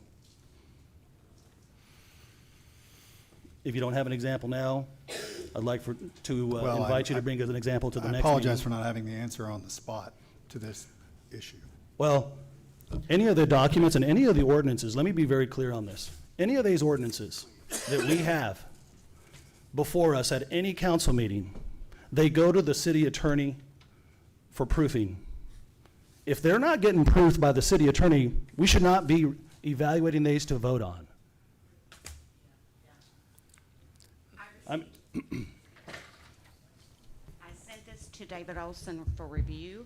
I received an email from him saying go ahead. All right. Well, then we need Olson here if Mr. Tommy cannot answer these questions. But I'm being tough on this here because this is a very, very important, risky ordinance that affects everybody, not just everybody in here, but everybody at home that voted. This right here has the slippery slope of disenfranchising and removing illegally elected officials, duly elected officials. So I'm going to ask, I want to know from Olson and Olson, David Olson, if you're listening, where in the state of Texas is a city council member removed from office from the vote of the city council? And I hope we get that answer, because you've already blessed this, and I'm wondering why you blessed that, and I want that example. Another thing I want to know is whether or not there's been a case or any statute that specifically gives the city council the authority to remove any council member by the council vote. The section provides for removal upon a serious violation. How is a serious violation defined? This forbidden conduct is so unpredictable, we only know what it is when the council votes on it. High level of subjectivity, it won't stand in court. Why are we creating these elements that create more legal liability for our city? We have an opportunity to censure.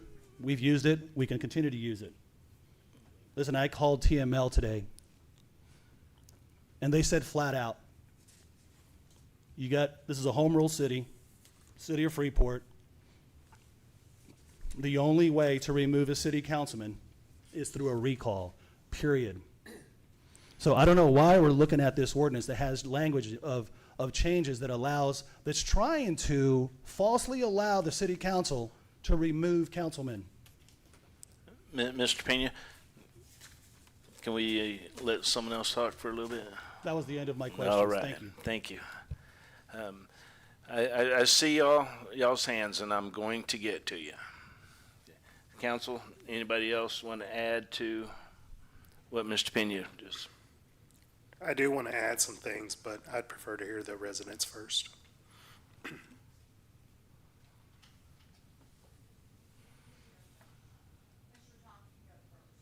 Mr. Thompson, would you like to go first? We're going against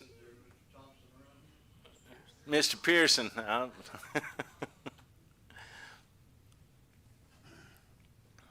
And if I'm not mistaken, he's asking if a councilman had ever been removed. I think, if I'm not mistaken, that Larry McDonald was removed by council for not showing up 3 times. You are correct, but that is in our charter. Yeah, but he was removed. You are correct. Will you fill a form out for me?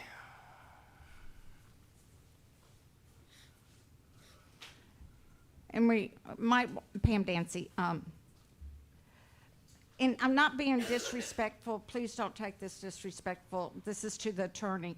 I recall when Olson and Olson's law firm wanted to come here and be full-time attorneys, and one of the guys from your office, an older guy, got up and said, "You just don't get David. You get all of us.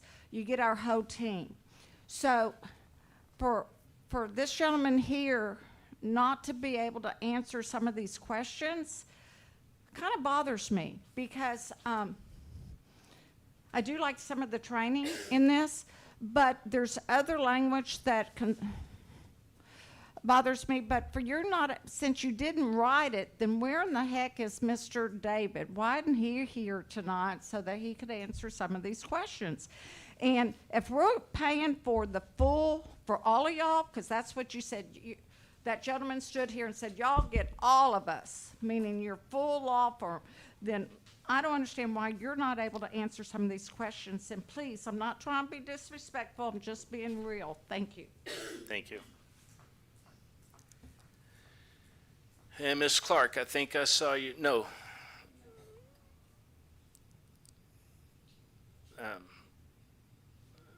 Mr. Pearson got me thrown off with names now. Miss Oldham.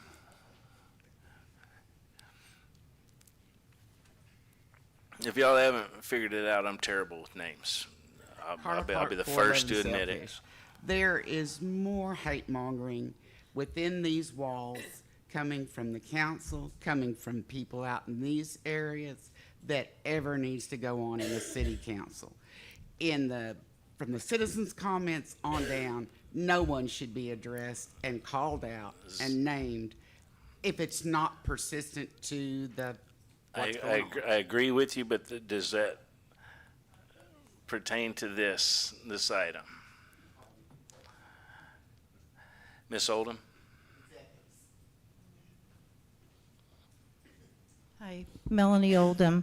If I remember right, in 2019, I think, Chris Duncan, you were our attorney, and I think you used, because you also were working for the city of Clute, you used their ordinance as a model.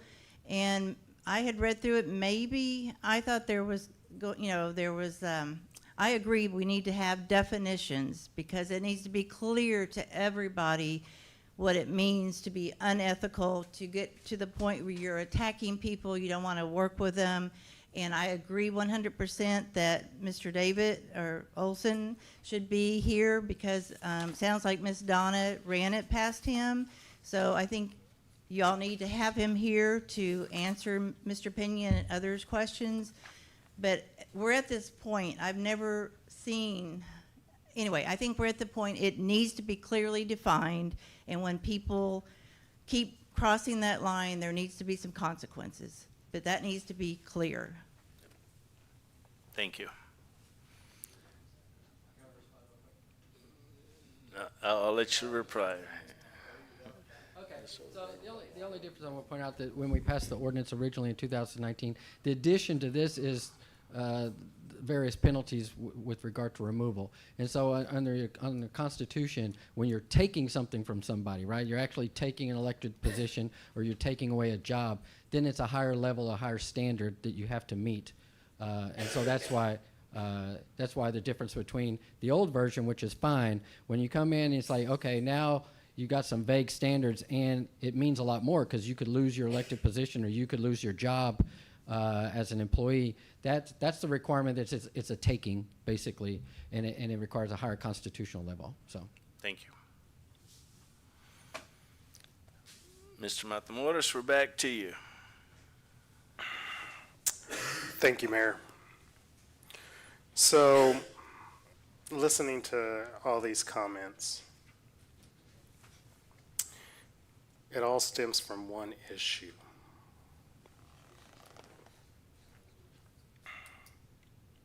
And it boils down to ethics.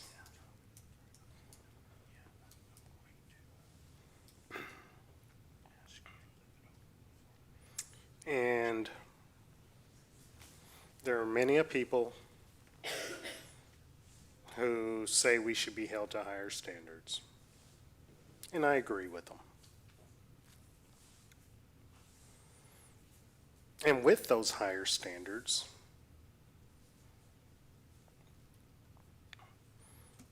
come higher penalties.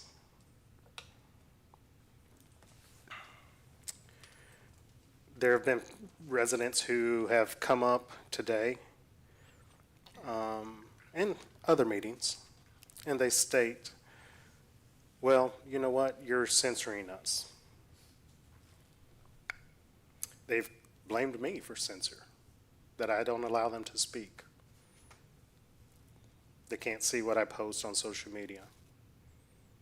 All lies. I don't block any residents because I know through ethics training and other training that because I'm an elected official, I lose some of my rights on my social media pages.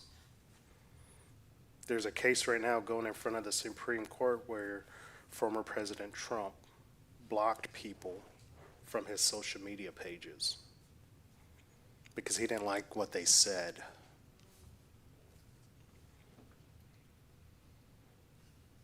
And federal courts have said, no, sorry, you signed up for this job. You got to take it. Put your big boy pants on. I've been blocked by a fellow council member when I was a resident. And now he goes on his social media page. That's Again, well, he goes on his social media page and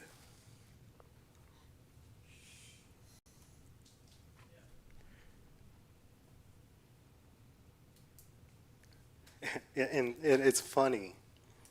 People like to go and say I block and I say things. I don't. I'm a man enough. If I say something, I'll stand right up and say it. I don't block anybody.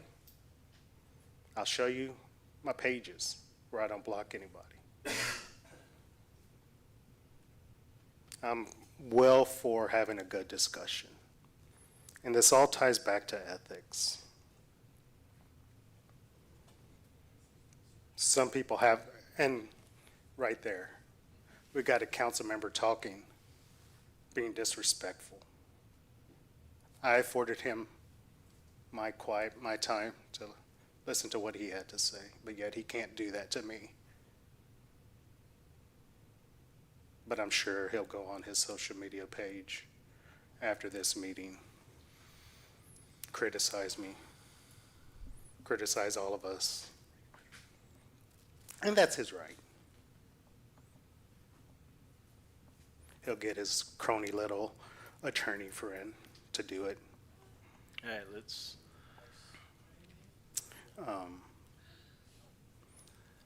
But it comes back down to ethics. And yeah, I probably just did something I shouldn't have, but oh well. I'm a big boy. I can take it. But it all comes down to, like I said, repeated violations of one council member and his little group who he sends information to have them come up and speak on his behalf.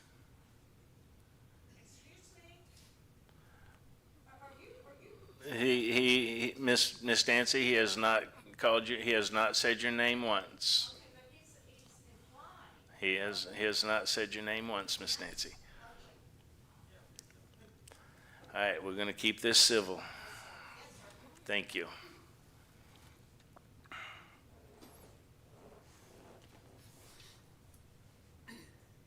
And I do have proof for everything that I speak about.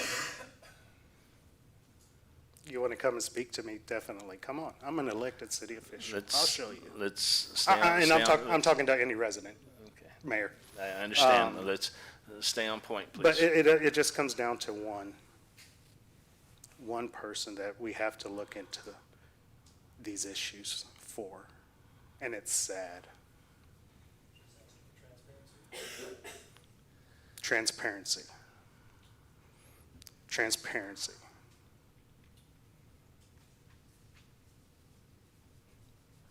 Really. Freedom of speech. You're absolutely correct. All right, gentlemen, we're not going to start a back and forth. I can prove your lack of transparency We're talking about agenda item. and your lack of ethics. All right, I'm gentlemen. not going to get lectured by somebody who lies under oath. Who lied under oath? I Gentlemen. was never, ever convicted. Gentlemen, So how did I lie under oath? that's enough. But you did sign an That's agreement with enough. your attorney friend without having a board approve it. Mayor And agreed that's with Ms. me. Howell, The mayor agreed. Ms. Howell.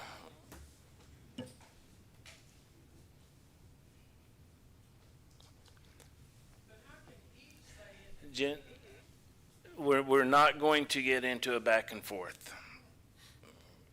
We simply aren't. This is an important issue that we are trying to discuss.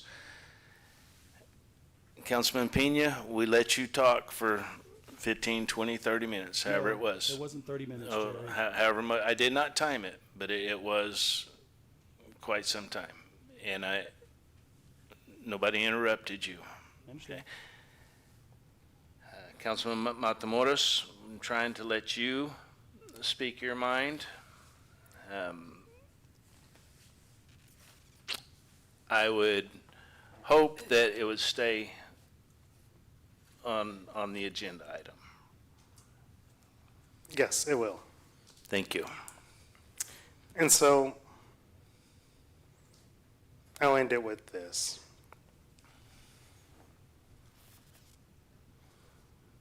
There are some things that we do need to make sure that we are correct with. But there are some changes that need to be made. Because a letter of, or a vote of censure is just not enough with some council members. Because they'll just continue to go their ways and say, oh, I was elected by the people.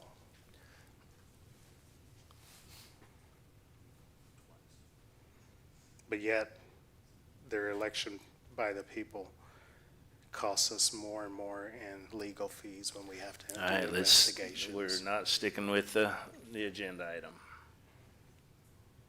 And it just all boils down to ethics. Ethics is very important. Councilman Rosso, do you have something you would like to No, pitch in? enough has been said.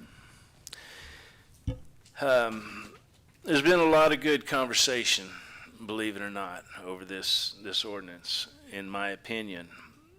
And I do feel like there are possibly some changes that needed to be made and needed to be added to this. I do encourage Olson and Olson to go over this with a fine-tooth comb. Because we don't want to pass something that is not legal. I also don't want to come up here and have someone try to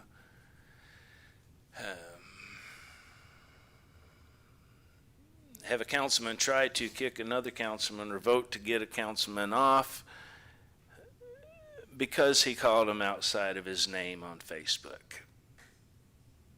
Okay. I think it's crazy to be called the yes man. And he's got that picture with me right here. You know, those of you that wear glasses understand what I'm talking about.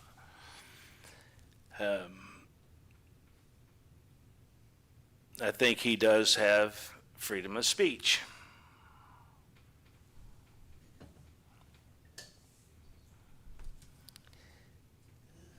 I think it is in bad taste that this stuff is done, because I feel like elected officials should be held to a higher standard. So I am going to say we table this item and instruct legal to look over it with a fine-tooth comb. Bring it back to us at the next meeting, because it's my understanding we have to do this in February.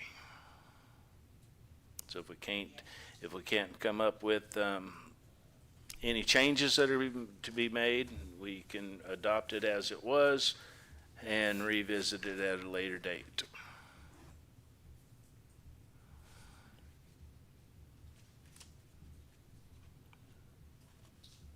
So we're going to table this until next meeting. Yes, ma'am. We need.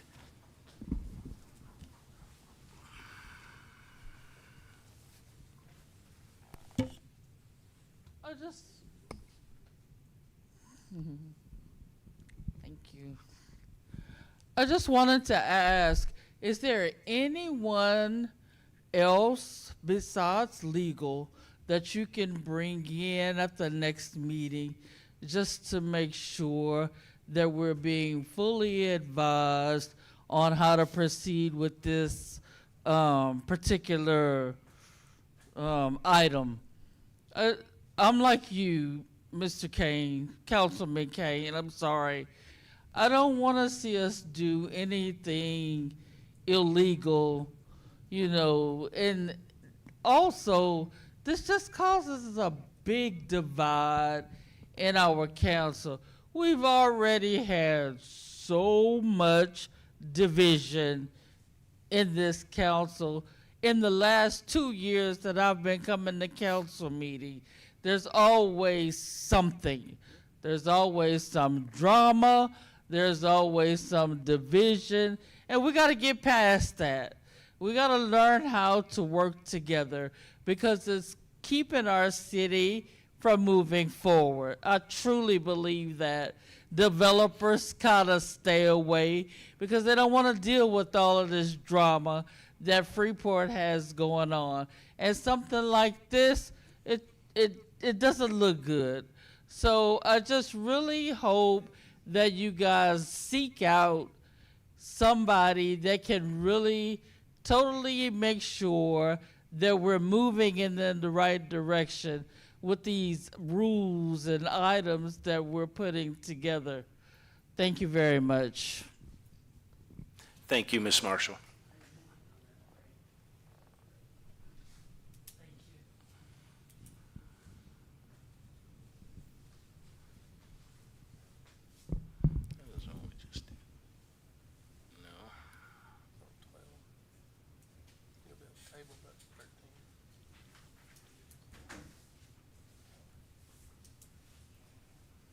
So we're at 14.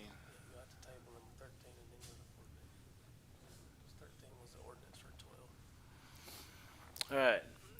Since we tabled agenda item number 12, that means we will also need to table agenda item number 13, which is consideration and possible action approving the resolution number 2024-2836 for the annual reaffirmation of ordinance 2024-2721, establishing the city's ethics policy for all elected and appointed city officials and all city employees.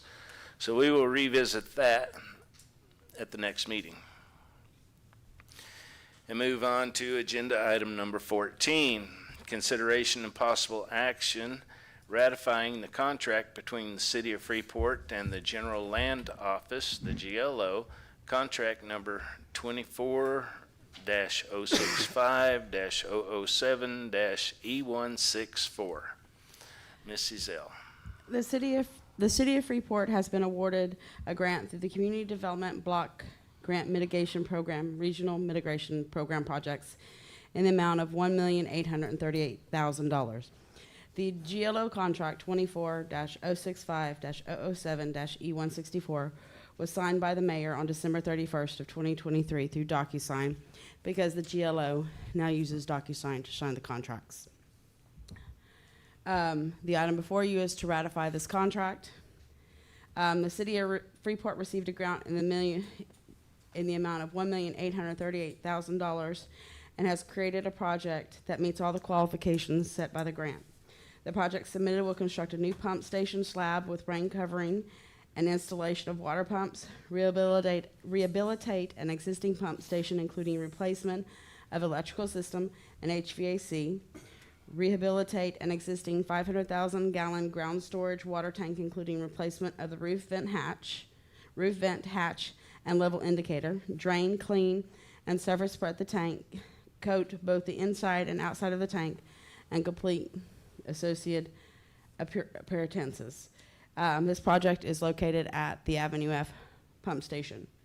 We actually had the kickoff for this program on Friday. The GLO came out to meet with us, so we are going to begin the environmental on this project. That's the next step, and so we're ready to go. This is to ratify the contract. With that being said, there's some different things in this contract that the GLO is now requiring of the city and its council members. All sitting city council members will have to attend fair housing training. I am working with GrantWorks to find that training because both of us are like, what? And there's some additional training for staff as well that we are required to take as part of the contract. These are new requirements, so as soon as I know when I can get the training and what it'll be, I will let city council know. But as the GLO changes and these CDBG grants come, they're going to be requiring more of us. But this is a new requirement that I did want to mention because it is in the contract. And like I said, this is ratifying the contract that was signed in December. Council, you got any questions for Ms. Ezell?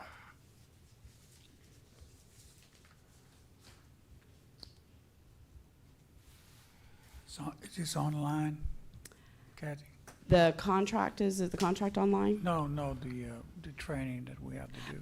We're trying to find some online training.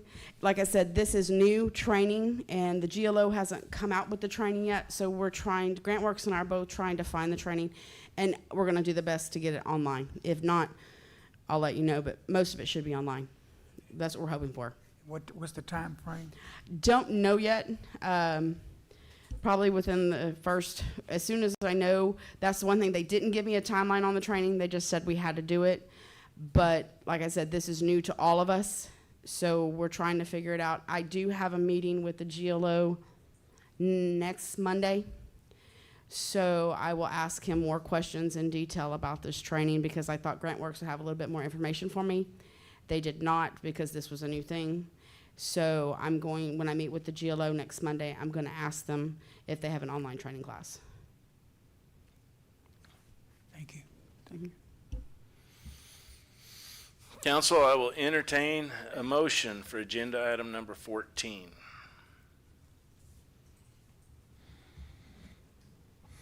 Mayor, I'll make a motion to approve ratifying the contract between the City of Freeport and the GLO. We have a motion to approve by Councilman Matamoros. Is there a second? Yes, I'll second it. We have a second by Councilman Rosso. Council, any other discussion, comments, questions? Hearing none, I'll call the vote. All those in favor state aye. Aye. All opposed? Motion carried, passed unanimously.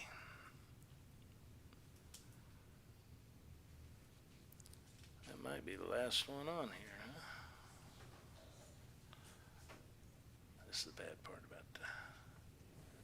Nope, there it was. All right, there is one more on here. Item number 15, consideration and possible action approving a master professional service agreement with Kimley Horn Engineering. Mr. Petty. Yes, sir. Last council meeting, the city council selected Kimley Horn to act as a city engineer. The city's needs for engineering services are broad and varied.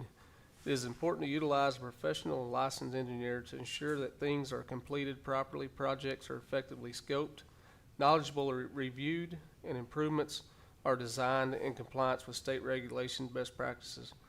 Engineering services are utilized by several departments, including utilities, streets and drainage, building and code, economic development, park and administration. Except for general document review and general consultation or research, specific projects requiring engineering design and other professional services would be approved via task authorization forms. Projects of such scope require competitive bidding would be brought to City Council for authorization prior to approving a task authorization. Approval for task authorization for the relocation of the East End lift station will come to the City Council for consideration at the next council meeting. And attached is the master services agreement for signatures. But all engineering services will come with the task order.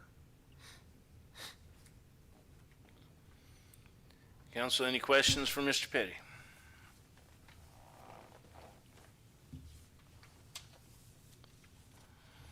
All right, I will entertain a motion for agenda item number 15.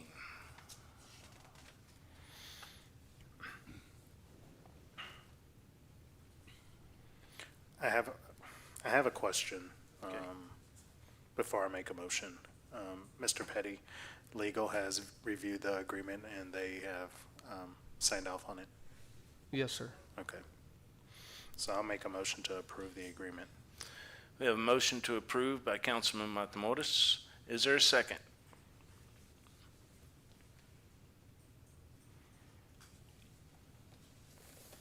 A second.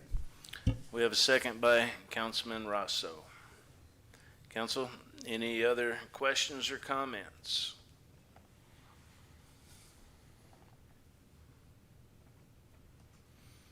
Hearing none, I will entertain a vote. All those in favor state aye. Aye. Aye. All opposed? Nay. Motion carries 3-1. Councilman Pena voting nay.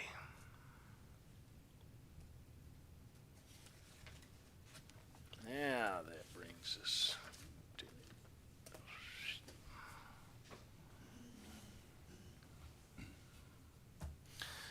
us to the work session. City Council may deliberate and make an inquiry into any item specifically listed as a subsection under the itemized sections A through F below. An item appearing on the City Council agenda for this meeting. on matters related to community events or on matters that are not within the jurisdiction of the city for consideration by city council. The city council may not deliberate on any city matters not specifically disclosed under this work session or on this posted city council meeting agenda. City council members and the mayor always reserve the right to request that a matter be placed on a future agenda for consideration. Councilman Pena, Ward A. Thank you. I want to thank everybody for coming out this evening and expressing their concerns. Second thing I have here is, and we touched on some of those items in the agenda earlier, so I won't go into those details. But I will say that the current website does not have the dates or deadlines for the election registration, Mr. Petty. And if we can get that posted online, that would be helpful for a lot of residents who are trying to understand what the dates are. I'm not sure if they're currently online. I didn't see them. Do you know that they are? They are? On the homepage?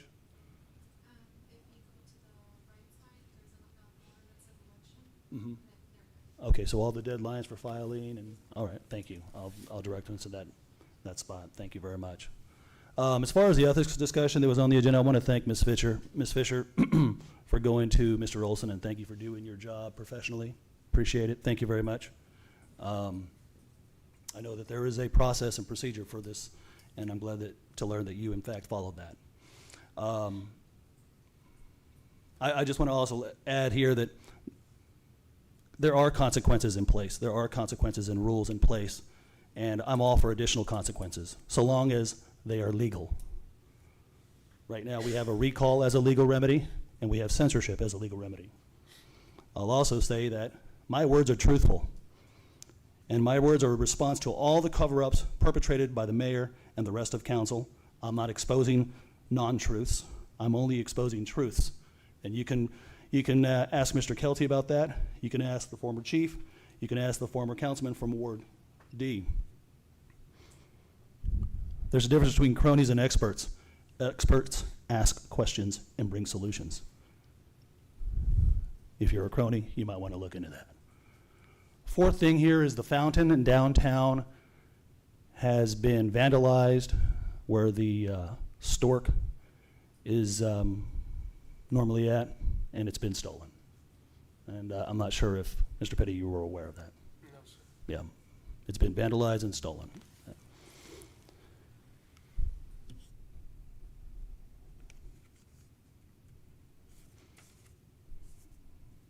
And that's all I have. Thank you. Thank you. We're going to skip Ward B and go to Councilman Matamoros in Ward C. Thank you, Mayor. I would like to thank all the residents who attended in person or viewed online. Thank you to all the residents who spoke during citizens' comments or agenda items.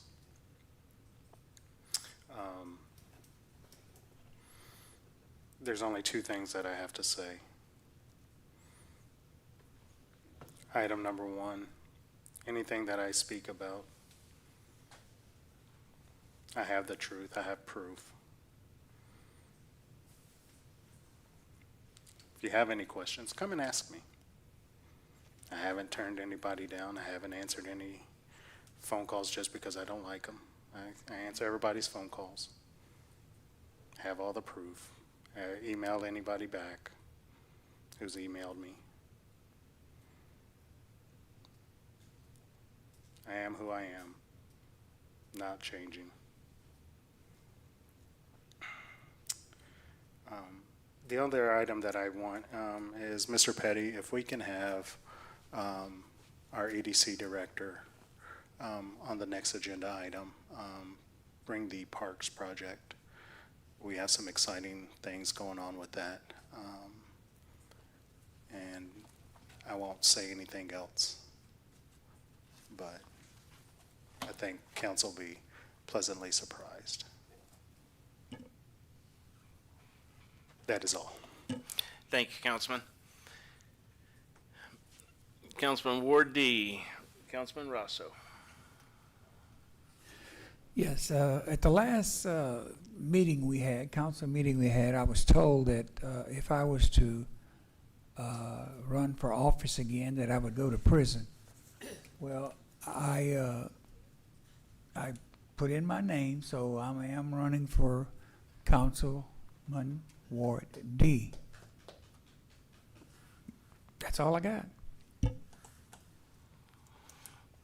Mr. Petty, you have anything you'd like to add tonight? The wastewater collection line is still, it's moving along. Of course, some of you have noticed that it's a process, pipe bursting and things like that. If you have any issues, please contact the Public Works Department or contact City Hall where we can give you the answers you're looking for. If you have any issues during that process, please contact us immediately to get a hold of the contractor to get their crews out to get that taken care of. Phase 2 of the streets is wrapping up. I have had a few issues or concerns with residents on Avenue G.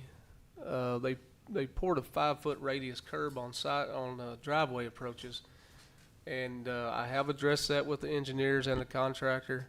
We're going to do a final walkthrough, and that will be part of the punch-out list that they will correct those issues and remove those 5-foot radius curbs.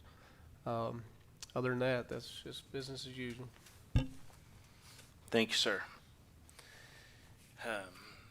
It is now 8:25, and we are going to close this regular session of our city council meeting and go into executive session regarding A, deliberations about real property, deliberate agreement on property located at 1201 North Avenue H pursuant to sections 551.072B.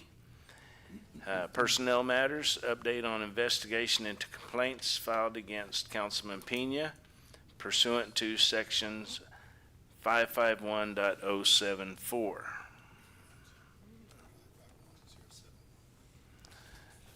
Okay, 551071. Do I need to read